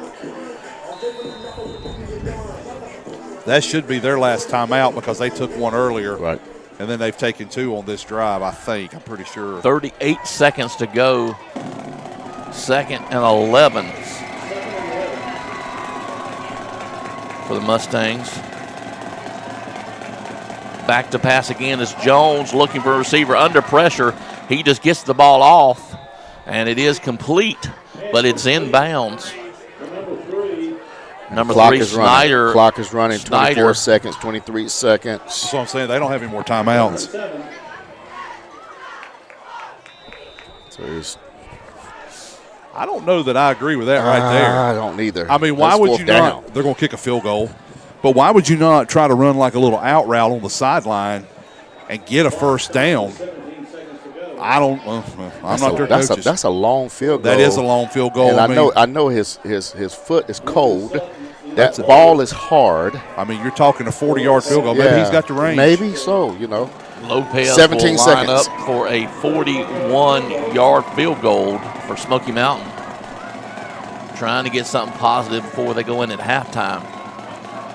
High snap. And it's up, and it's way short. Mountaineers He can take it. cross the 10, 15, 20-yard line. They're going to blow it dead. He caught it in the end zone. Oh, he caught it in the end zone. Okay.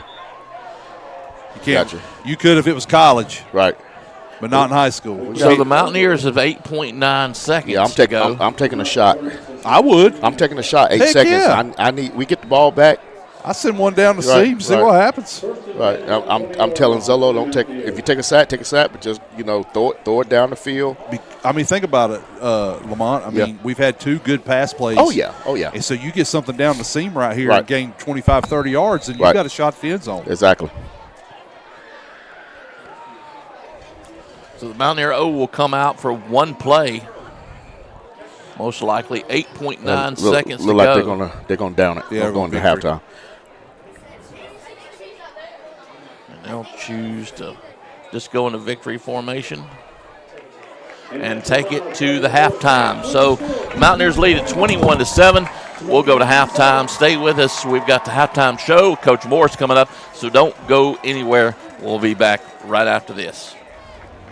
The halftime show is brought to you by the following sponsors.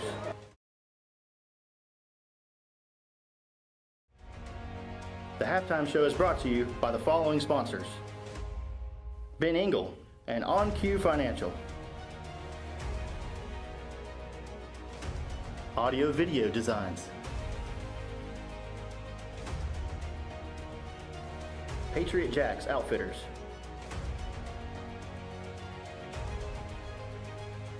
KM Elite.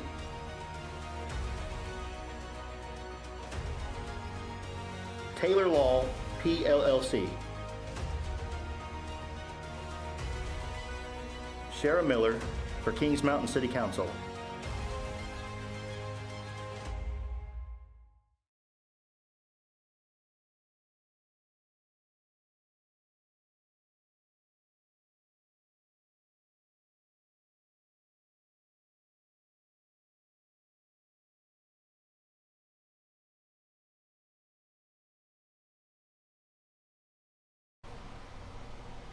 Good evening and welcome to the Kings Mountain Halftime Show. I'm your host, Brad Melton, and my special guest this week is Kings Mountain High School science teacher and the head women's basketball coach here at Kings Mountain High School, Mr. David Morris. Davis, thank you for being with us.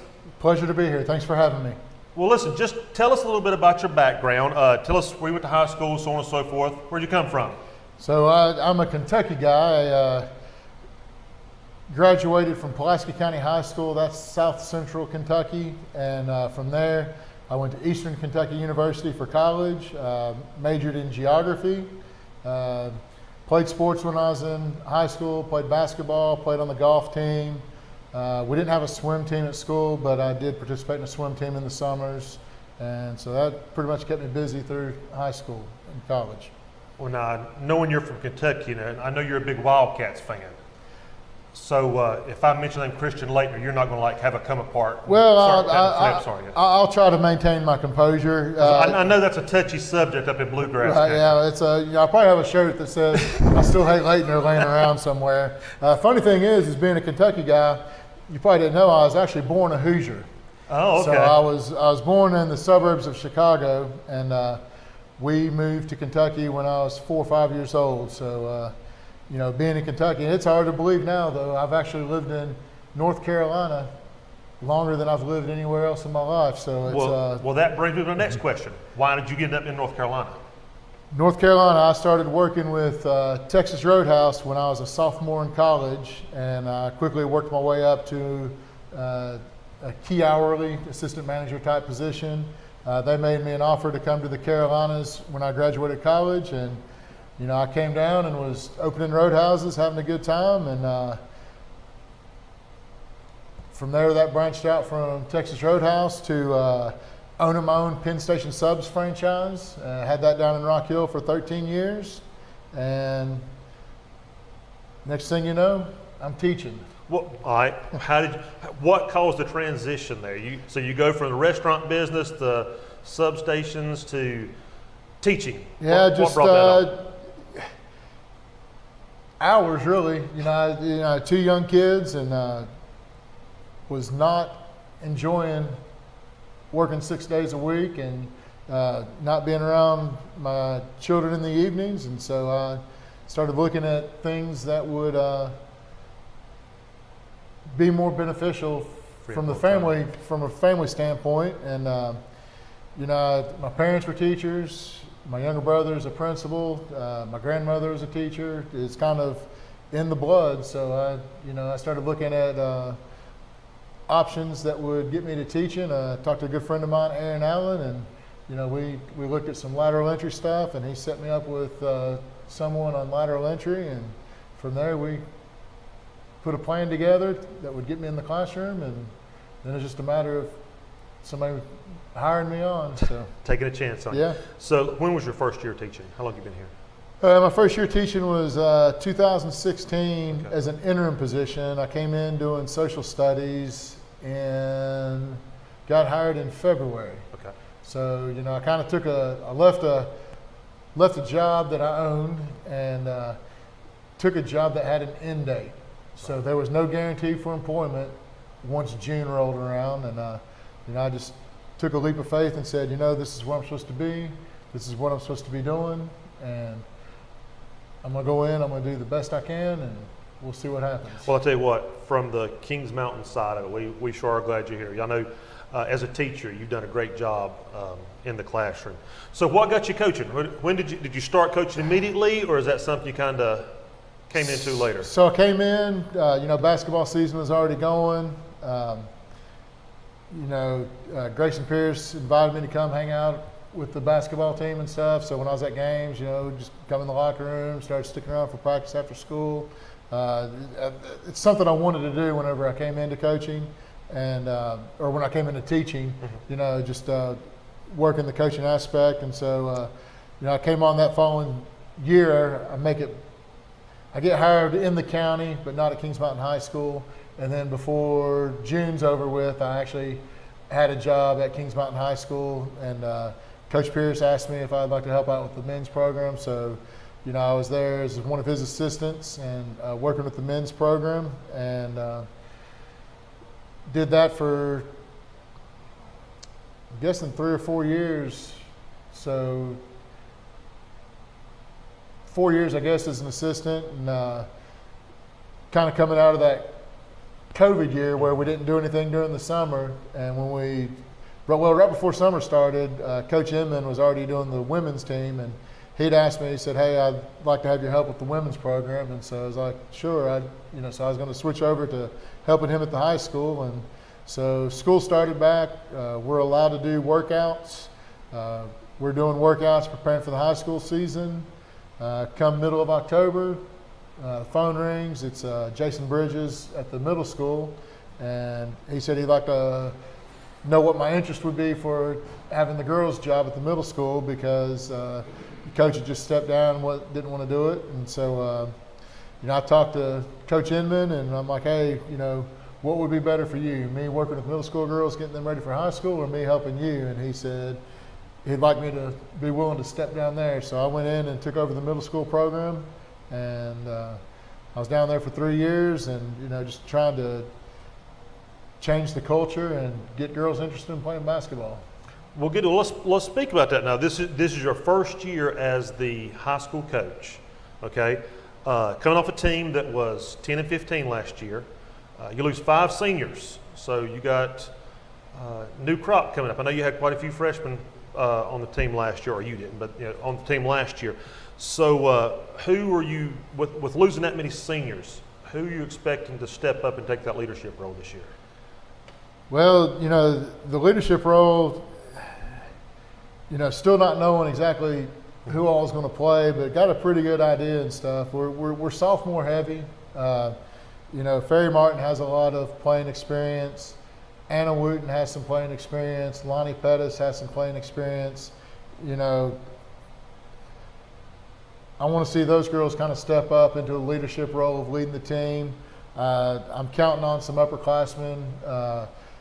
Mia Bridges is she's considering coming back and playing again. She's been coming to workouts, and she provides a lot of this is the way it's supposed to be done. So, you know, she's not looking at stuff for herself, but what's for the team.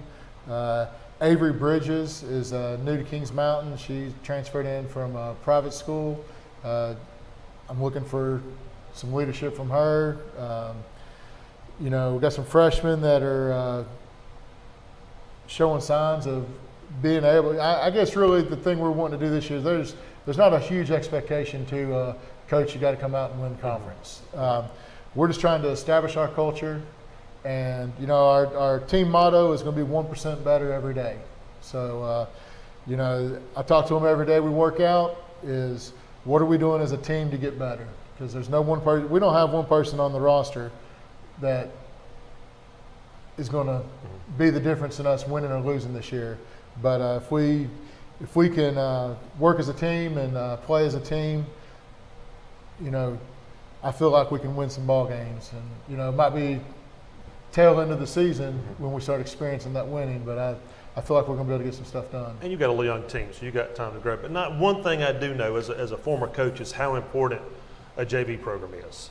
And I know in the past the ladies have had a tough time filling a JV team.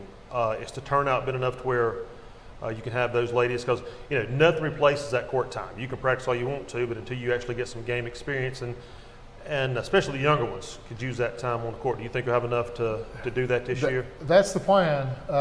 Right now I've got 22 girls signed up and interested in basketball. I had 16 at workouts the other night. And so of those 22, 2 of them had a job, they couldn't be there, and 4 are playing fall sports, and so they're not allowed to be there. Right. So, you know, 22 girls, we're definitely going to field a JV team. Yeah, that's a nice program. You know, my goal for numbers is 24. You know, just to build it, we got to have numbers. I recognize people get sick, people get injured. So we want to have the people. The biggest issue we face with the JV team is even if we field a JV team, a lot of other schools don't field a JV team. Right, so I'm working on creativity for that. You know, finding those girls court time, maybe not on game day, but on a opposite day of games, we'll have a JV game where we take some girls that maybe don't play as much in varsity and divide them up, have those JV girls and those varsity girls getting game time minutes, have officials, get the uniforms out, and try to create a game atmosphere to get those touches that will bring development.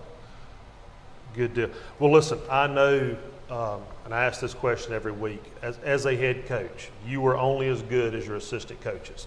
And I know how important it is to have quality assistants. So who's helping you out in this transition year? Okay, right now I've got 2 assistants, and I'm waiting to hear from a third one. I'm not going to mention her name. You know, I don't want people applying undue pressure on that, but I'm hoping she does say yes and is willing to come aboard. I know when we talked last week, I didn't bring it up. She actually brought it up to me, so I was like, oh, this is a good sign here, you know, because she's actually thinking about it. But currently I've hired Melissa Phillips to be an assistant coach. She's going to be the head coach of the JV. And, you know, she's a Crest graduate that played at Brevard.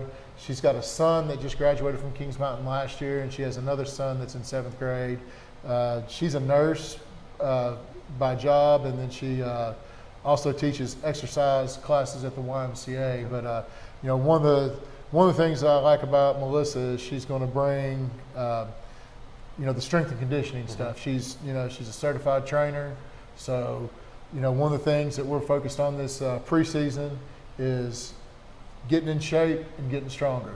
So she's going to be able to help out with both of those aspects, and hopefully that'll allow us to compete. And then I've also hired Kennedy Barnes. Kennedy is finishing up college right now. She is former player. You know, I think 3 or 4 years out of the program.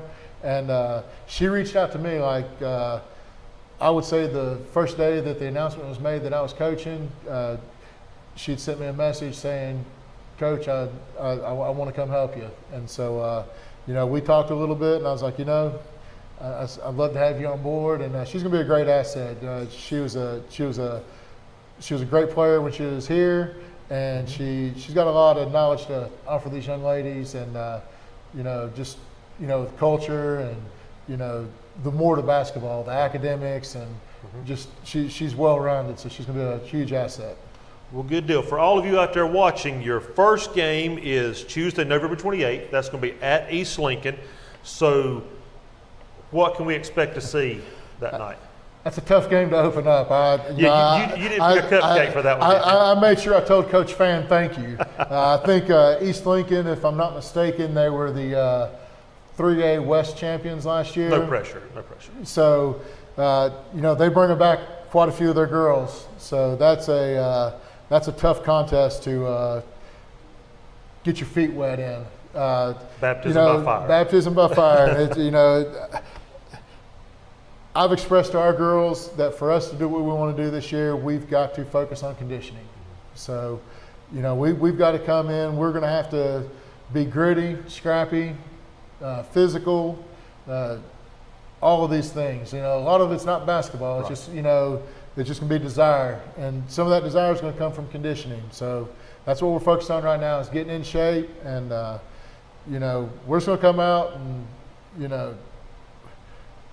we're going to play our hardest. And it might not look great that first game, but we're going to keep working at it every week. And, with our team motto, 1% better every day, that'd be a team that I'd like to line up against at the end of the season and see where we've progressed to. I understand. Well, listen, Coach, thank you so much. Best of luck to you this year. I know you are going to have a great year. I know you're doing really good things with this program. Look forward to where you're going to be, not just this year, but in the coming years. I know you got a young team, and we wish you nothing but the best, and plan on coming to watch those girls improve from November to February. Yes. So anything you'd like to add before we go? No, just, these girls like to play in front of fans. So, if you're not doing anything this winter, the girls start at 6 o'clock. Come in, get you a good seat, cheer the girls on, and then stick around for the boys' game, all right? So, that sounds good. Thanks for having us. And once again, thank you. Best of luck on the season. And now let's get back to the second half of Mountaineer football.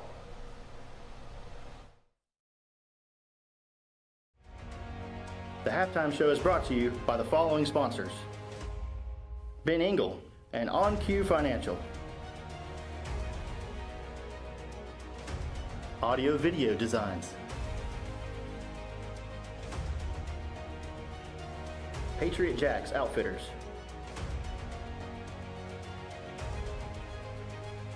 KM Elite,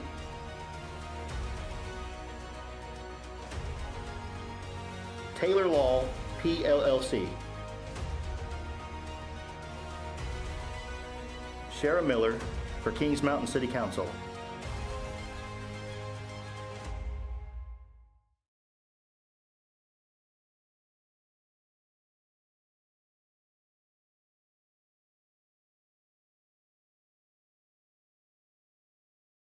Back here live, John Gamble Stadium, getting ready for the second half of action. Mountaineers will get the ball off to start the second half. 21-7 is what the Mountaineers lead it. We'll just take a quick look and see if we see anything interesting on the Caldwell Banker Farm Bureau 133 West just-in-time plumbing scoreboard. Anything at all? Yeah, we got some updates. I see some scores have changed. These are showing third quarter, obviously. It's got AC Reynolds 24, North Gaston nothing. East Lincoln 28-0, over Ledford. It's got Maiden 14, East Gaston 7. Statesville 14, South Point 7. Bessemer City has taken the lead over South Stanley at the half, 18-12. Lincolnton is leading at the half over North Surrey, 21-14. Hickory is leading Hunter Huss 30-3. Shelby is up 41-14 over Mount Pleasant. Crest 27-0. It says second quarter is probably the half. West Lincoln 25, Chase 21. That's a great game. No score reported for Cherryville, Eastern Randolph. North Lincoln 36, Rockingham County 7. Oak Grove 20, Ashbrook nothing. Burns 28. Wait, it went away. Burns 28, Pine Lake Prep 0. That's the latest update. Oak Grove 20-0 over. Wow. Yeah. How about I didn't hear the Husky score. They're down. They're down 30-3. Wow. To Hickory. Yeah. Wow. Getting ready for the opening kickoff here. Mountaineers and the Mustangs.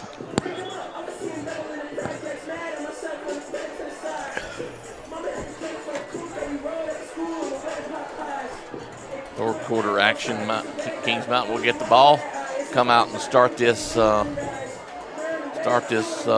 we've seen. I believe the Mountaineers had. Well, if you count the last one, we had 5 possessions. Three ended up in scores. One was a punt, and then one was victory formation.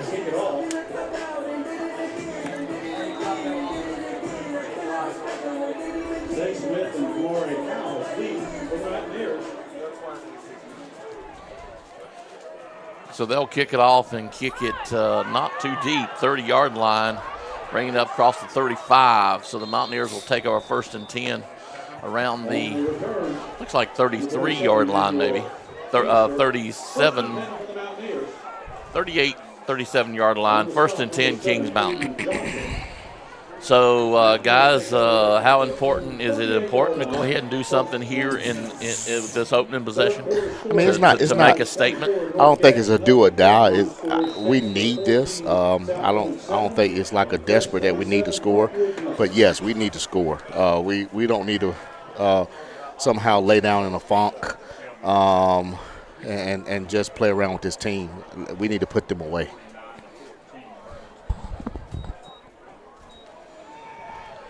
Handoff over on the left side. That's Hill with the ball. That's Jeffries. Jeffries with the ball carrier. All the way across the 40 to the 41-yard line. Bring up 2nd down and about 7. A gain of 3, 2nd and 7. Additional playoff scores: Shelby 40, Mount Pleasant 14. Jeffries coming into this game, 35 carries, 126 yards on the ground, 5 touchdowns for the young gentleman. But, you know, he's been injured for most of the season. Fakes the handoff. Quarterback will keep it himself, but little to no gain. Bring up 3rd down. He might have got a half a yard out of the carry. Bring up a quick 3rd and long for Kings Mountain.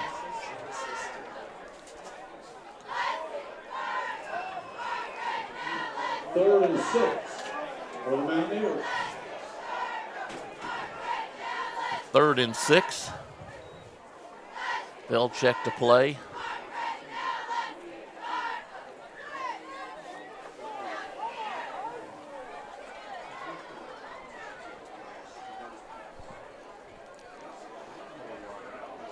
Zolo back to pass, looking plenty of time, looking shallow. He'll get the ball out, but little to no gain. He might have gained a yard and a half out of the catch, so bring up 4th down. They did a good job covering downfield. He had good coverage. He did. It looked like Jaden Gash and both Quay came open at the end, but by that time he had already threw it to his. But that was good protection by the line, though. Back deep to receive is number 4. That's Sutton for the Mustangs. Gets the ball off. Pretty good high kick. Roll. Take a Mountaineer roll. Inside the 20-yard line. So 1st and 10, about the 8-yard line. So Mountaineers able to pin the Mustangs deep in their own area.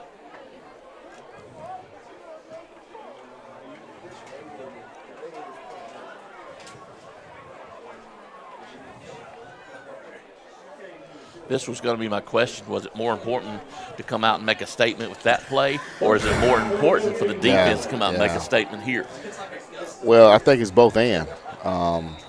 We sure don't want to give up no big plays here and let them close the gap to 21-14. I think we want to get off the field and get offense another opportunity to get back on the field and score. Handoff right up the middle, but the Mountaineers will stop him cold and get him in the backfield. Lose about 2-3 yards on the play. Curtis Simpson leads the tackle there from the middle linebacker position.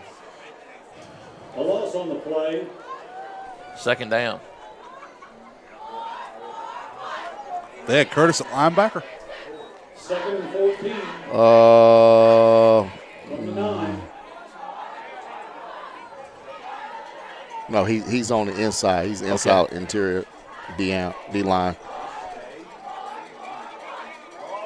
Quarterback keeper, he'll take it himself. He'll get across the original line of scrimmage. That was probably Jones on the carry. an adjustment made at halftime as well. So that'll bring up a 3rd and about 9. Melton on the stop for the Mountaineers. Yeah, we need to get off the field here. For Smoky Mountain. So 3rd and 8, 8:19 to go here in this third quarter. Smoky Mountain trying to make something positive happen in the opening start of this second half.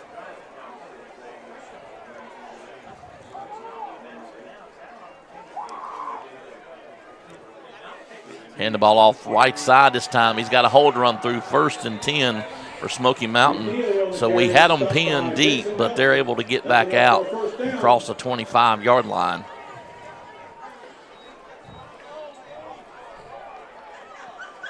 The Mustangs on the move.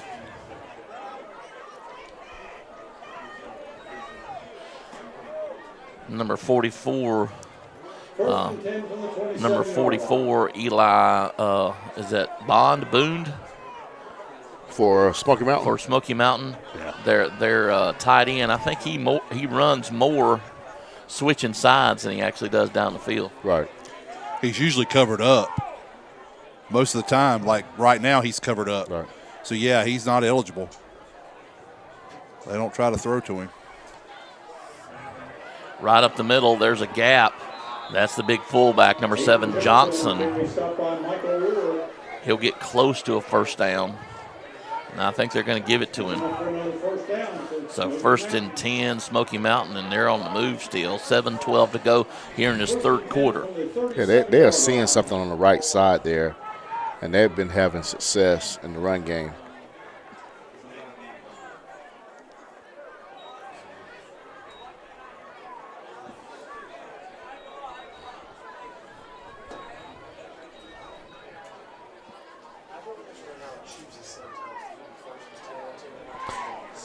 And you know, Craig, whenever you take all day to run a play, yeah, it gets your defense out of rhythm. Yeah, you know, because you got to stand there and most wait. Definitely. Good game plan by Smoky Mountain. Okay, quarterback good, keeper, but they'll stop him in the backfield. That's number 34 Eli on the stop. Yep. Eli Lipscomb for Kings Mountain.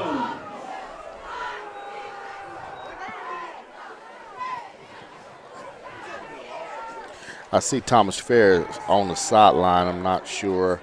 He still seems like he's holding that left arm. 2nd and 10. That's why they've moved Curtis down inside, and they've got Samaj Odoms at defensive end, number 39. Right. And up top is Eli, of course.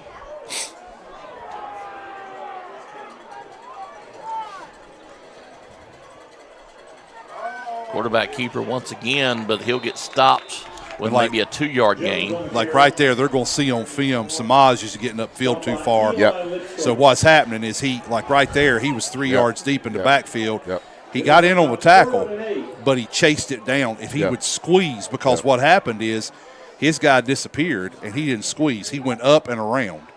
And so they'll fix that. They'll see that on film this week and work on his technique. And it's worth noting too, he's a sophomore that was that's what.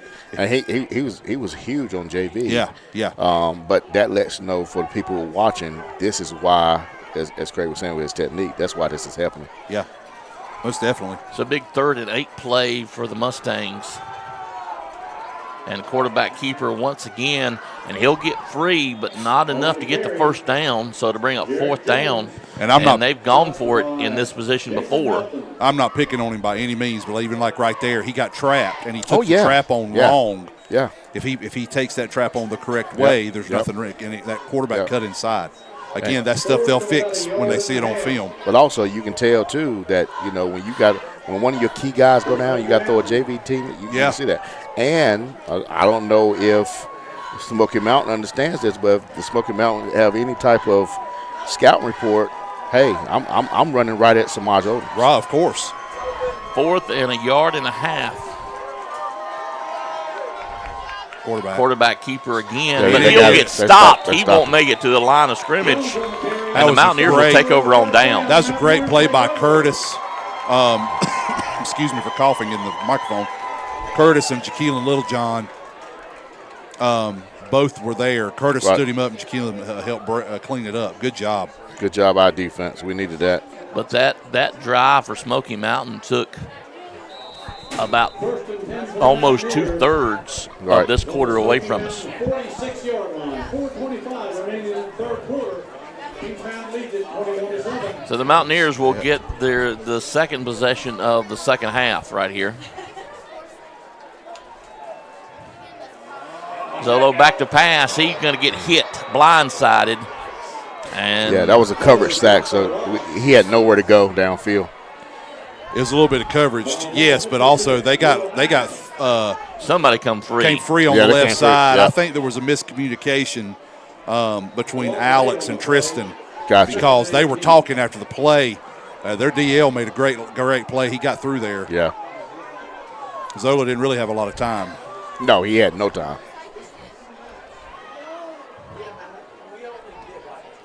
So second and long for Kings Mountain. Josiah Hill, the running back, in for the Mountaineers. Zolo back to pass once again. He'll get it off this time all the way down the field. Good pass. It is caught. Good catch. Is that Sanders? Touchdown. Yeah, that's Quay. Kings Mountain. Good job. Good job.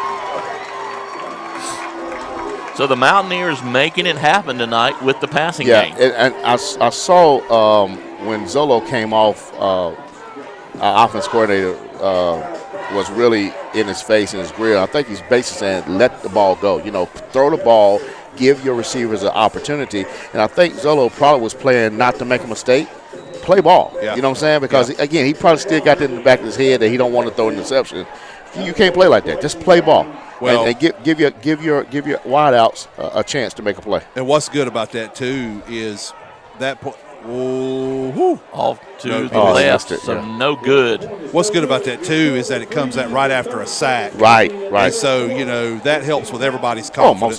Most definitely. Let's take a break. We'll be back here. Mountaineers lead it right now 27-7. We'll be back right after this. The Mountaineer Football broadcast is brought to you by Gutter Guys, Innovative Pool Designs,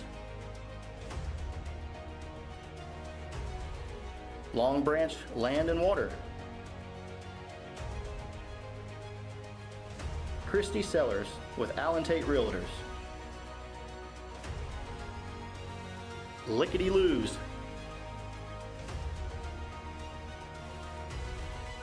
Brinkley Financial Group,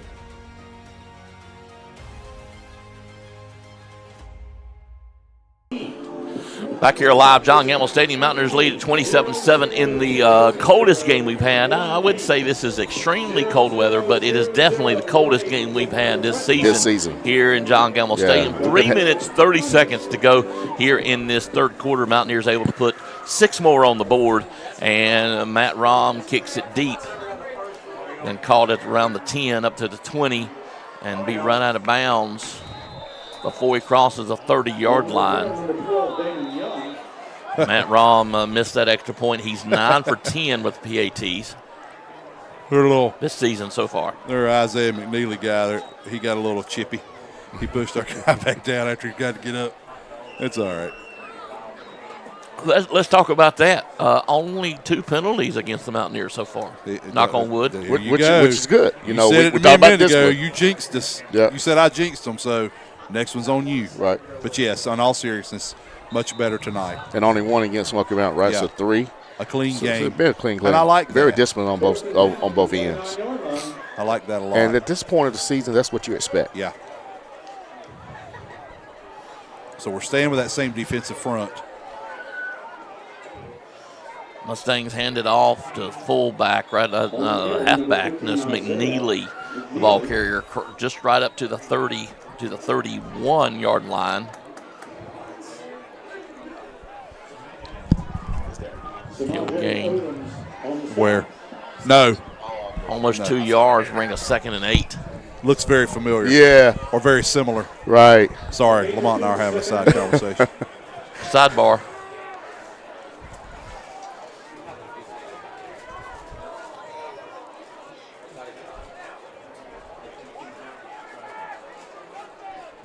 Two minutes, 42 seconds. Clock is running. Jones hands it off. McNeely, once again, he's got a hole to run through. Mountaineers not able to pull him down. And they finally do after he crosses the 35-yard line. Coach is not going to be happy this week with our we lack got of tackling. Right, we got to wrap up. It's like we're trying to bump him with our shoulders as though he's going to go down. This dude's a stud. Yeah. He's strong-willed. He's not going down. You're just trying to hit him full force with your shoulder. You got to wrap up. Or we're getting there and we're grabbing. Right. We're not form tackling. And that's showing. Yeah. 2:12 to go here in this third quarter. And Mustangs right now trying to answer those 6 points with another 6 points. So it goes back to the small things, the small details. We got to have a stop here. Hand the ball off left side. That's McNeely didn't have. The quarterback still had it over on the right side. He kind of faked me out too. And I'll tell you what happened there. You know, you tell them Javi Curry did a good job coming down the line, but he was coming down chasing the running back, and the quarterback made a great play. He pulled it at the last second, came back around. He still made the tackle. Right. But after the guy gained some yards. Is this kind of like defense for South Point? You know, you hit the quarterback no matter what? No, not necessarily. I mean, if they're running, it's basically a read option. Right, that's what it is. Also, and it's not, I mean, it's really a run-pass option, but they're not throwing the ball, so it's just a read option. He's holding it a long time. Keeps the ball himself. He's going to be stopped around the 30-yard line and maybe lose 2. That's good. That's it. Actually, they're going to give him forward progress and put it right back where it was. So it'll bring up a 3rd down. Yeah, that's one name we haven't really talked a lot about tonight. Agent Zero, Rob Kendra. He was in on the tackle. 40 seconds remaining in this third quarter. Statesville and South Point tied at 14 in the third quarter. Wow. That doesn't surprise me. Nope. Let's give the Statesville and South Point score tied at 14. 21 seconds and ticking here in this third quarter. And the Mountaineers able to stop Jones. I'm a little confused right there. All right, are we all right on the field? He went to hand the ball off and then he kept it. Yeah, something. Who's that down? That's number 33. Oh, he must be upset because he missed the tackle. He was doing some antics down there. I thought he was injured. They're going to make him go off anyway. Yeah, he has to. Yeah. He stayed down. Yeah, I think he was just upset because he made the tackle. We're sending in 63, Wiley Rainey, a sophomore. He had a good season on JV as well. I think they're going to take this to the end of the quarter. We'll get to hear our band play. So that's the final play of the third quarter. We'll be quiet. Let's listen to the marching Mountaineers.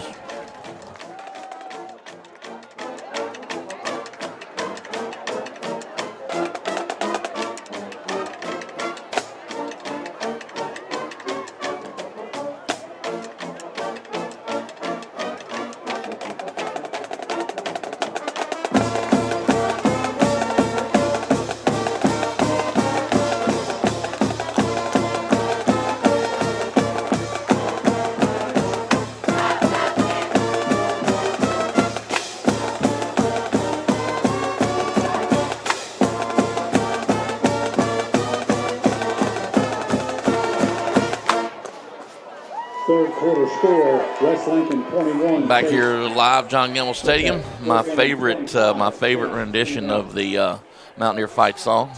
Thank you so much, marching band, for providing that for me. That form of entertainment. Score from South Point, Statesville 20, South Point 14. 4th and 5. So 4th and 5 for the Mustangs going into the fourth quarter here at John Gamble. First round of the playoffs. Mountaineers lead 27-7. So he's going to come around the left side, able to bring him down. Good job, Antonio. Antonio Armstrong on the big stop for the Mountaineers. So the Mountaineers will not only stop their drive right there, but take over 1st and 10 going the other way. Way to be disciplined there by Antonio. 1st and 10 for the Mountaineers from their own 33-yard line. Guys, big plans for the weekend? Nope. No plans? Yeah. I'm gonna do a little mechanics work. I'm gonna install a rear end tomorrow in my recliner. Watch some football. How about Exactly. that? Solo back to pass. He's looking deep once again with the home run ball, but it's just oh, thrown up. good. It's pulled. And he pulled away. There you go, Pulled Jay. it out of his hands. There you go. Good job. Their defensive back is just like, I can't believe it. Yeah. I mean, he had an interception, but wait for Jaden to pull it away. That's the way you take care of your quarterback. Good job. Good job. Way to go fight for the ball, Jaden. Who wants it more? Way to go fight for the ball, Jaden Gass. Glad to have him back. We missed him last week. And he has made a statement being back here on this field tonight. Yep.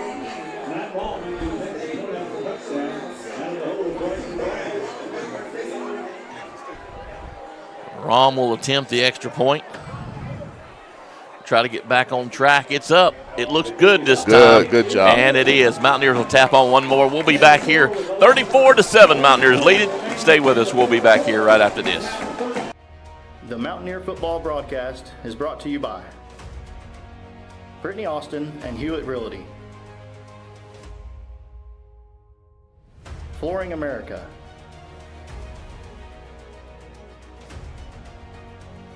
The Venue at Turkey Ridge, Allen and Sons Construction, Dellinger's Jewel Shop,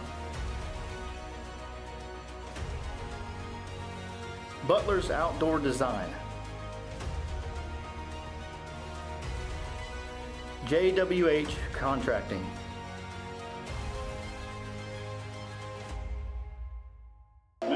Back here live, John Gamble Stadium. Mountaineers able to put 7 more on the board, 34-7, trying to put the nail in the coffin for Smoky Mountain. But, guys, you know, I don't see these guys giving up. They're here to play ball, and I expect them to come back out and try to move the ball again.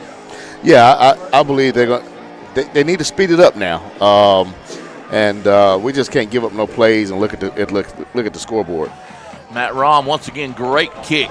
And it's out of bounds. He Good. stepped out of bounds. He stepped out of bounds around the 9-yard line, 8-yard line. So they'll take over deep in their own territory just like they did before. Poor little guy, number 12, Damian, he's a freshman, and he doesn't know much better, so I'm not picking on him. But if he lets that ball go, it goes out of bounds. Yeah. And then we either have to re-kick it or they get it on the 35. But he tried to field it, and he did field it. He did. And he stepped out of bounds, so he actually hurt him. And I think at this point, 34-7, 11 minutes, 43 seconds to go in the game. I think now you want to say, okay, how are these guys going to finish? Well, if they run their normal offense, it's going to take them 7-8 minutes to get down the field. Exactly. But I'm talking about our guys. How are we going to finish? You know, you don't want to give up big plays and give up some scores. We want to finish this game in a dominant fashion. Quarterback keeper again, big hole you could have drove a truck through across the 20. And as I was talking, the 30 to 25-yard line. As I was talking, there you go. 15-yard run for Jones, so another 1st and 10. I'm going to tell you, that quarterback blast. Yeah.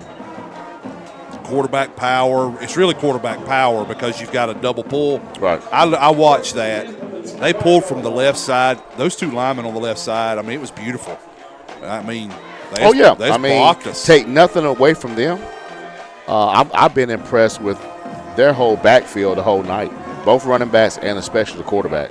And I'm impressed with their line, man. I'm telling you, with your pulling guards and stuff of that nature. I tell the these fans, guys are very disciplined. Yeah, watch the line of scrimmage. Watch their offensive line play. And they're not small either. So there's a trap. McNeely hands it off to McNeely right up the middle. Just a G trap. That's all that's all it is. Beautiful. Able to get maybe 6-7 yards on the carry. Yeah. Now, if Smoky Mountain had a passing game, there may be some people be in trouble. I don't think there'd be a 4-6 squad. Right. If they had a passing game. So 2nd and 3, 10:33 to go here in this ball game. First round of the playoffs. Right. Winner will take on the winner of AC Reynolds and North Gaston. It's going to be AC Reynolds. They're up 45-0. It's time for the Wildcats to rally. Yeah, Wildcats will start basketball season. Quarterback will keep it Monday. himself on the left side. It'll be close enough for a first down. And they'll give it to them 1st and 10 Mustangs. Clock still running, 10 minutes and counting. Hey, one thing about Smoky Mountain you can say is they're consistent. They're going to keep running. They down 34-7. They're going to keep running the ball. They're not going to try to pass. They ain't trying to score in a hurry. They just continue to run out a game. Huh? Camera. Okay, it's good. They find ways to get through there, too. Yeah, exactly. Isaiah McNeely on the carry. Robert Hendrick along with Jason Melton on the tackle.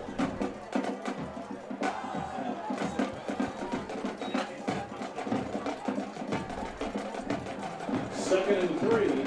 Bring up a 2nd and 3.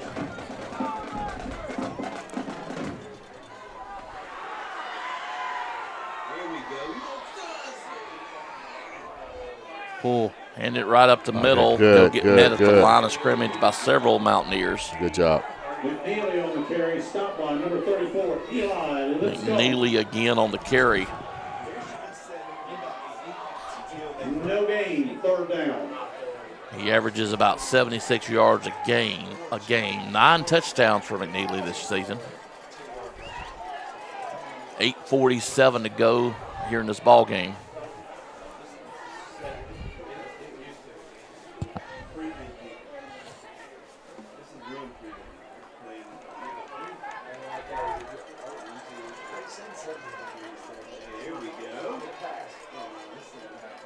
Jones back in the shotgun. He'll keep it himself, but he'll get met in the backfield by number 34, Eli Lipscomb. Stop by number 34, Eli Lipscomb. 4th down. So it brings up a 4th and about 4.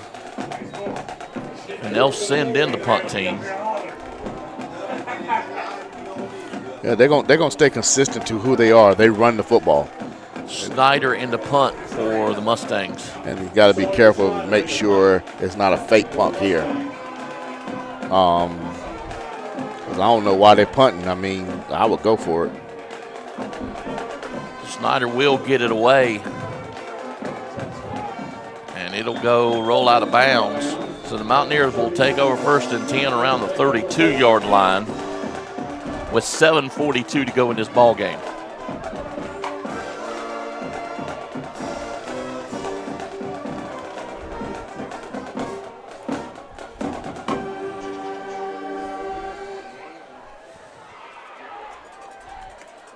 Thriller night.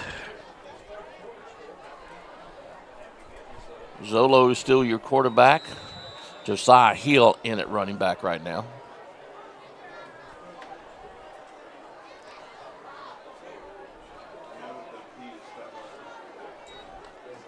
Hand the ball off to Hill right up the middle. He misses 1 and 2 tackles. He's still on his feet.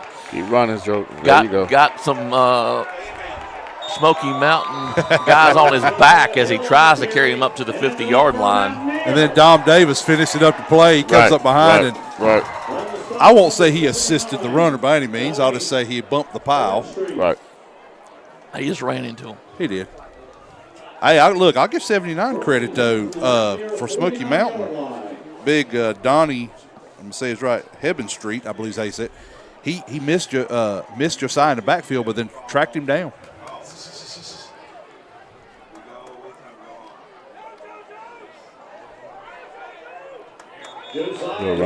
That is one, I guess, negative thing that Smoky Mountain has against them is they've got way too many linemen having to go both ways. It does. And, again, they don't have a passing game. They're big linemen. Yeah, they don't have a passing game. If they had a passing game, I'm telling you, this team would be a different team. And I'm thinking, like, just to play action, little dump passes, outs, that type of thing, Craig, Yeah. But I ain't seen none of that today. Well, tonight. And the thing is, when you play teams like that, you know that they can't throw it, you Right. just load the box. Yeah, that's all you do.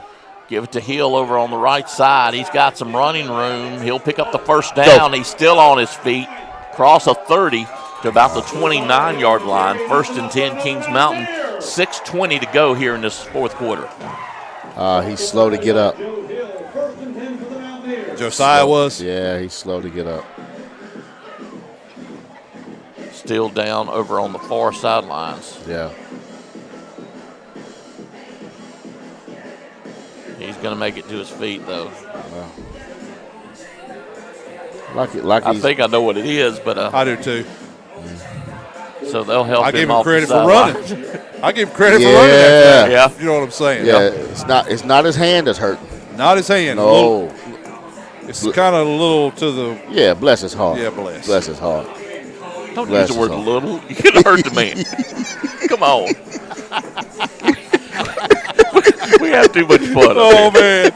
Oh, And, yeah, we're a lot more. I'm sure there's some- We're a lot more entertaining when the score is 34 to 7. We weren't talking a lot 7 to last 34. week. Yeah. We wasn't talking a lot last No, we week. didn't talk a lot. Oh, man. I had to We give were a Drew lot more high five on that one. Oh, goodness. Teddy Jeffries Forgive back us. in at running back. He'll get the call right up the middle. Go, Teddy. Go, Teddy. He gets bumped once.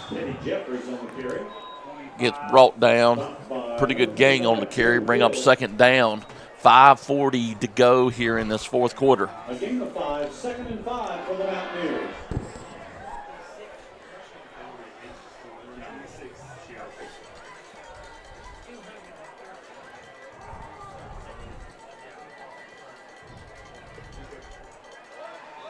That was on there. Yeah. Mountaineers They trying jumped. to pull them off sides. I believe I did it. Lions down. Stay with us post game. We won't have a coach's interview because Jeff is not with us tonight on the sidelines, but we will recap some of the scores, find out maybe where the Mountaineers. It looks like the Mountaineers will walk away with a victory here, so we'll find out where Kings Mountain's going to be playing at next week, and I believe it's going to be AC Reynolds. The Rockets. Now, Where is AC Reynolds, Drew? It is in the heart of Asheville. Okay. I know my over on the corner That's a great play. almost play on almost DBs. pulled in, incomplete Yeah. pass. It is right down the street from my brother-in-law's house, so you should know exactly where that is. Yeah, I remember that. Yeah. So are you going to your brother-in-law's house before the game? 2nd and 10. If we get the stream, probably not, because I'll have to leave here 2:00 I got you, yeah. because you plan on an hour of traffic right now traveling into Asheville.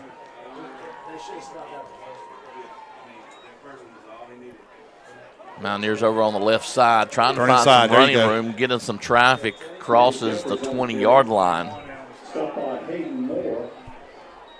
So it brings down a 3rd and long for Kings Mountain. 4:44 and counting. Gain of a yard.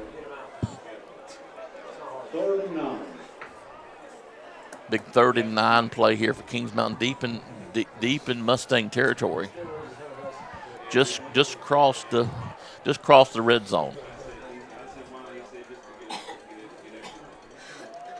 Zolo back to pass. Under pressure, throws a little screen. I tell you what, Zolo threw a good ball right there and put it right where it needed to be. But I'll tell you something else. Justin Jefferson, no, excuse me, I said it wrong. Joe Hill, their senior linebacker, he snuffed that thing out great. Teddy actually got a yard or two out of it. But Kings Mountain's trying to make up their mind what they're going to do. They will go here. for a field goal. Well, you know, these are the things that they're going to have down the road. Yeah. So you might as well go ahead and practice it now in game time situations. So 34-yard attempt. This will be his first attempt at a field goal this season. And the ball's up. It looks like it's got the distance. He made it, baby. There you go, buddy. It just snuck in.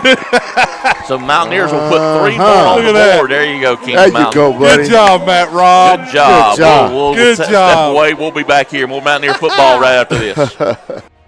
The Mountaineer Football broadcast is brought to you by Brittany Austin and Hewlett Realty, Flooring America,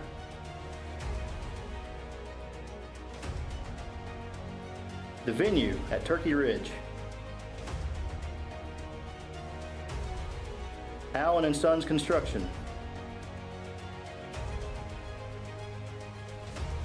Dellinger's Jewel Shop,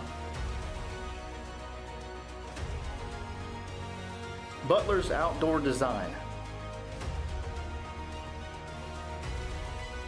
JWH Contracting,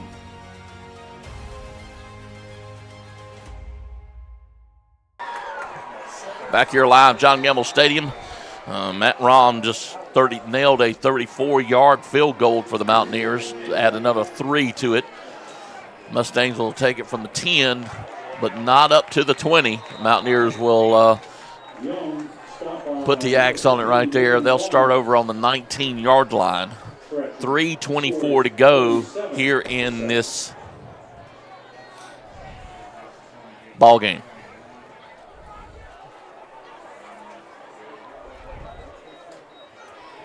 Scofield South Point, Statesville 28, South Point 21. That's a fourth quarter score. AC Reynolds 45, North Carolina nothing. Shelby 48, Mount Pleasant 14. Looks like Shelby's on the way for a victory tonight, like Oh, we yeah. thought they would pregame. Jones in the shotgun. We'll see if the Mustangs have anything left in the tank. That's a great play right It there by our was. defensive end. It was. That's how you do it. He Yep. slid right down that line and made the play. That's a good job. Clock will continue to run. Almost That was Samaj Odoms. $3 and some change left. Second down and a long 9. Gain of yards, 2nd and 9.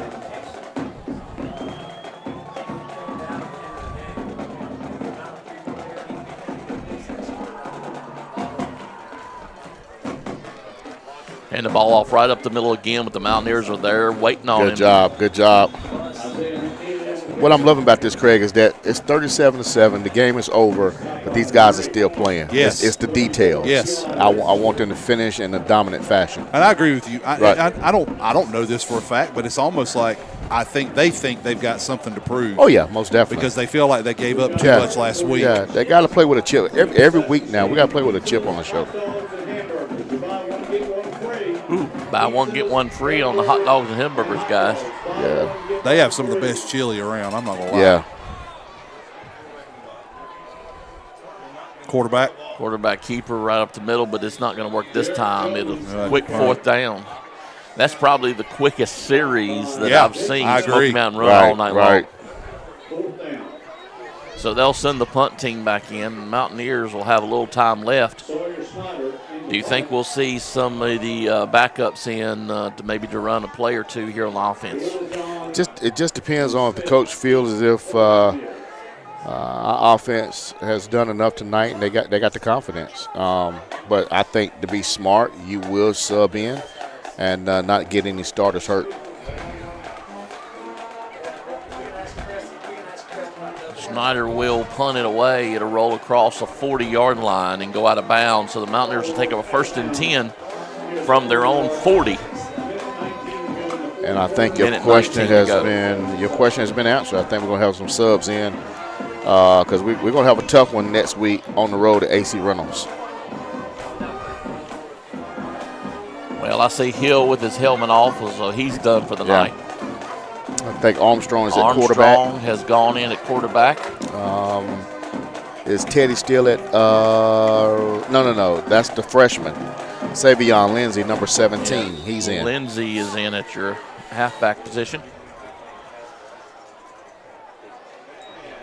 Handed it to Lindsay right up the middle. He'll break through the line and get maybe 4 yards on the carry. A minute 10 to go here in this ball game. Stay with us. We'll wrap up some scores around the area as we get prepared to play the Rockets of AC Reynolds next week in round number 2.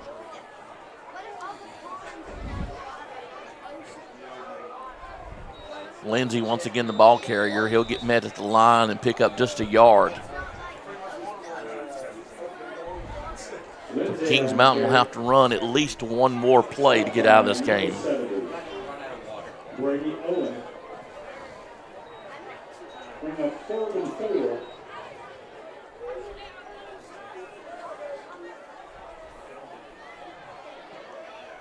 No timeouts at all this half.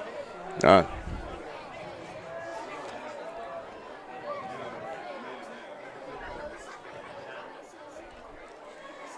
Give to Lindsay one more time. He breaks through the first line, picks up a first down, and that will end the game, guys. Mountaineers will end it 37-7 and move on to round number 2. Stay with us. We'll wrap up this game. Don't go anywhere. More Mountaineer football to come right after this. The Mountaineer football broadcast is brought to you by Brittany Austin and Hewitt Realty, Flooring America,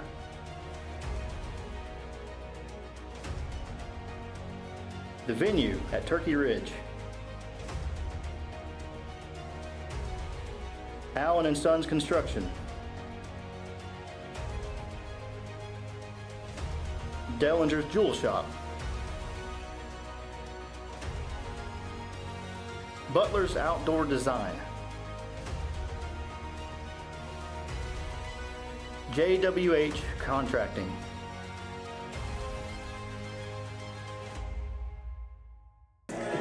back here at John Gamble Stadium, Mountaineers win it 37-7. Just to wrap up a few of the scores here on our scoreboard for Just In Time Plumbing, Caldwell Banker, Farm Bureau 133 West. What do we got? These are reporting fourth quarter or final. AC Reynolds 45, North Gaston 0. So we will go to AC Reynolds next week. North Lincoln 50, Rockingham County 7. Maiden 24, East Gaston 14. Starmount 28-14 over Cherokee. West Lincoln pouring it on Chase 53-21. Crest 27-0 is what is reported. I think it's now 34-0. Statesville 28, South Point 21 in the fourth quarter. Lincolnton up 27-21 over North Surrey. Hickory 44-10 over Hunter Huss. Bessemer City 18-12 over South Stanley. Shelby 55-14 over Mount Pleasant. East Lincoln 35-0 over Ledford. Burns, I know this is much more. It's reporting 28-0. Let me see if I've got a better one on the Gazette. Hang on one second. Bear with me. It's still saying 28-0. I know that score's a little higher now. So that is the update on the games thus far. Good win. See you guys all at AC Reynolds. Drew's going to take you down.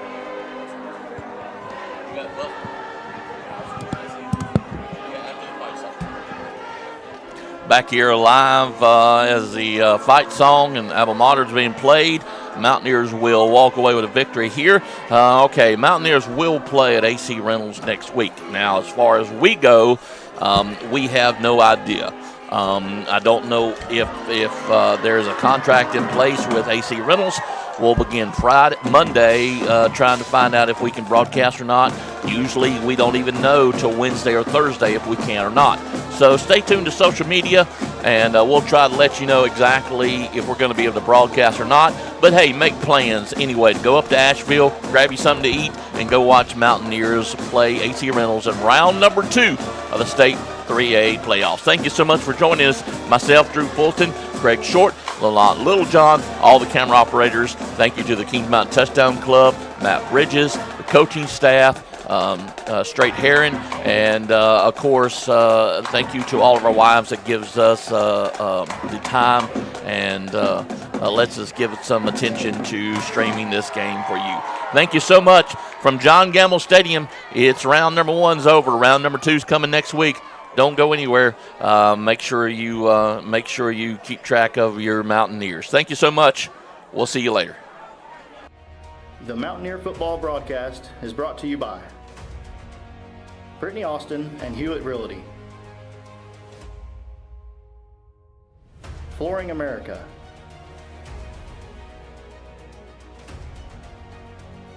the venue at Turkey Ridge, Allen and Sons Construction,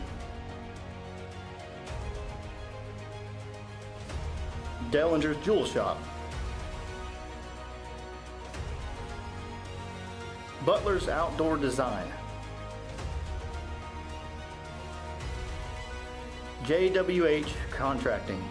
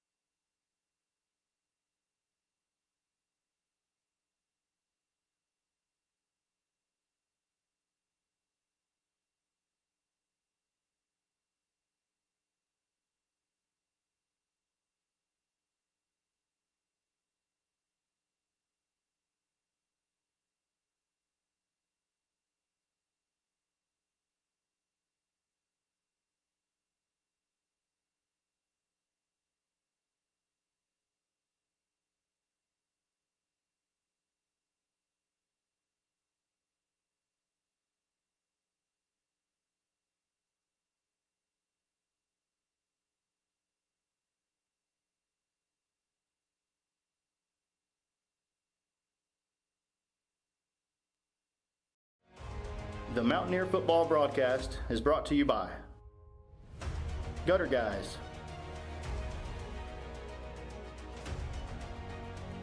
Innovative Pool Designs, Long Branch Land and Water, Christie Sellers with Allen Tate Realtors, Lickety Loos,